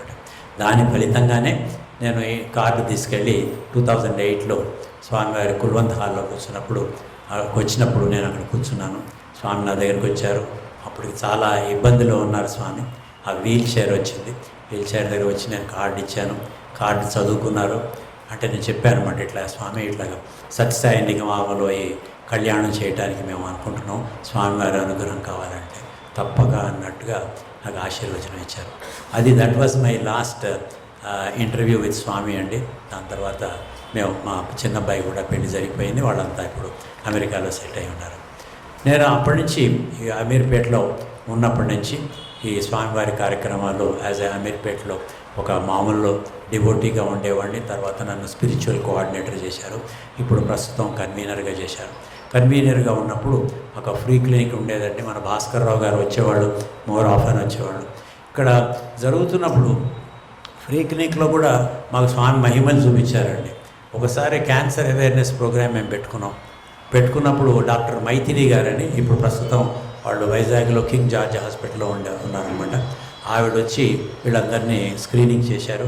స్క్రీనింగ్ చేసినప్పుడు ఒక లేడీ, ఆవిడ సడన్గా వచ్చిందండి ఆ రోజున ఫ్రీ క్లినిక్కి. ముందు రెగ్యులర్గా రిజిస్టర్డ్ క్యాండిడేట్ కాదు, ఆ క్యాంప్ ఉందని వచ్చిందనమాట. ఎవరో చెప్తే వచ్చి ఆవిడని ఎగ్జామిన్ చేసిన తర్వాత ఆవిడని అడిగితే, నాకు విపరీతమైన కడుపు నొప్పి ఉండేది, 30 సంవత్సరాలుగా నా కడుపు నొప్పికి ఎన్ని మందులు వాడినా తాగలేదు, కానీ ఈ క్యాంప్కి వచ్చిన తర్వాత నా కడుపు నొప్పి తగ్గిపోయింది అన్నారు. ఆవిడకట పాపం ఒక ఐయుడి ఉండిందండి ఆవిడ గర్భంలో. అది ఆవిడ మర్చిపోయింది తన దగ్గర ఉందని. ఆ డివైస్ని ఈ డాక్టర్ గారు చూసి తీసేశారనమాట. తీసేసిన తర్వాత బాగా అయిపోయింది. ఇట్లాంటి మిరకల్స్ ఫ్రీ క్లినిక్లో అంటే 2011 తర్వాత కూడా జరిగినాయి అనమాట. మీకు అందరికి చెప్పేది ఏంటంటే, స్వామివారు అందరూ మనం చూస్తుంటున్నారు, ప్రతి మనిషిని చూస్తుంటారు. ప్రతి పేషెంట్, మన క్లినిక్ వచ్చే పేషెంట్ ఎందుకు వచ్చారు అంటే స్వామివారి ప్రోద్బలం వల్లనే వస్తారు. వాళ్ళకి కావాల్సిన ట్రీట్మెంటు స్వామివారే ఫలానా డాక్టర్ తోటి చేయించాలి కాబట్టి ఆ డాక్టర్ తోటి, ఆవిడ క్యాన్సర్ స్పెషలిస్ట్ అండి, డాక్టర్ మైథిలి గారు, ఆవిడ చేశారనమాట. ఇట్లాంటి చాలా సందర్భాలుగా ఉంటున్నాయి. కాబట్టి మేము అనుకునేది ఏంటంటే, ప్రతిసారి స్వామి మాతోటే ఉన్నారు, మాతోటే ఉంటారు కూడా అని చెప్తూ ఈ కార్యక్రమాన్ని ముగిస్తానండి.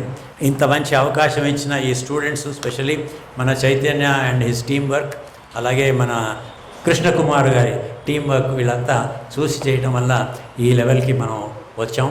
24వ సమర్పణ అన్నారు. వచ్చే నవంబర్ 2027 కల్లా మీరు మీ సెంచరీ కొట్టేస్తారు. కాబట్టి దానికి ముందుగానే నేను మీకు నా అభివందనాలు చెప్పుకుంటూ, స్వామివారి అంటే 8th అయిన తర్వాత 9th ముందు అనమాట, 9th యానివర్సరీకి ముందే మీరు 100 years కంప్లీట్ 100th సమర్పణ కార్యక్రమాన్ని పూర్తి చేసుకుంటారు. వారికి స్వామివారి ఆశీర్వాదం ఎప్పుడూ ఉండాలని కోరుకుంటూ జై Sairam. Thank you so much sir. మీరు నరేట్ చేసిన ప్రతి ఒక్క ఎక్స్పీరియన్స్ వింటుంటే you took us down the memory lane. మీరు షేర్ చేస్తున్నప్పుడు చిత్రావతి నదిలో స్వామితో మీరు స్పెండ్ చేసిన మెమరీస్ కానీ, మార్నింగ్ నుంచి నైట్ వరకు మీరు స్వామితో స్పెండ్ చేసిన మూమెంట్స్ కానీ, when you are narrating those it was as if I was there. And I think my seniors use to talk about golden period బృందావన్లో కానీ పర్తిలో కానీ, but I think that was the right golden period. ఎందుకంటే morning నుంచి night వరకు స్వామి పాదాల సేవ కానీ, లేకపోతే స్వామి దర్శనం కానీ, లేకపోతే స్వామి యొక్క చిలిపి those pranks that he used to pull on you, those specific moments are the secret moments that will stay with us for ever. And అలాంటి ఆపర్చునిటీ వచ్చినందుకు, అండ్ ఆ ఆపర్చునిటీస్తో పాటుగా మీరు మాతో షేర్ చేసుకున్నందుకు I think all of us are very lucky. And మీరు చెప్పిన ఎక్స్పీరియన్సెస్లో చిన్నప్పటి నుంచి just to prove that Swami is always with us, in us, around us అనే ఒక స్టేట్మెంట్కి మీరు కింద లైక్ పైనుంచి కింద పడ్డప్పుడు I thought about Bhakta Prahlada.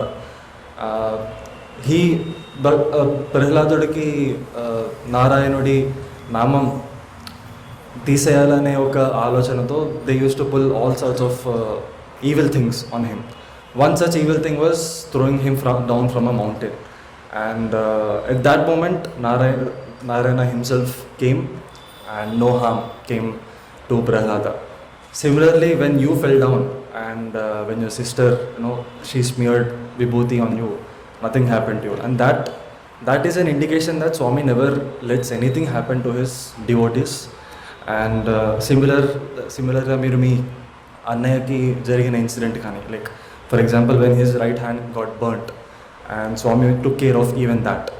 So to his devotees, he'll ensure that nothing happens. And మీరు చెప్పినట్టు ఆ ప్రేయర్లో if anything wrong is done by us, the siksha or the retaliation or the consequence, Swami also has to give that.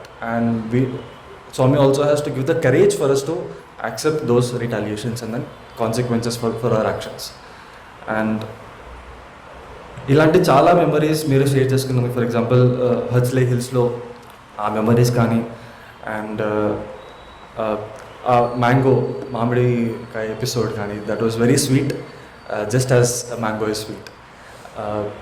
ఇలాంటి opportunity ఇచ్చినందుకు and అడగంగానే ఇంత దూరం వచ్చి ఇంత దూరం ప్రయాణం చేసి మా మధ్య ఇంత మంచి experiences షేర్ చేస్తున్నందుకు చాలా చాలా thank you. And there are no other words other than gratitude from me. So just to show our love, our token of gratitude to sir, I call upon Dwarakanath garu, Bahadur Raj garu and IT Srinivas garu to facilitate or to provide those tokens of gratitude. So sir.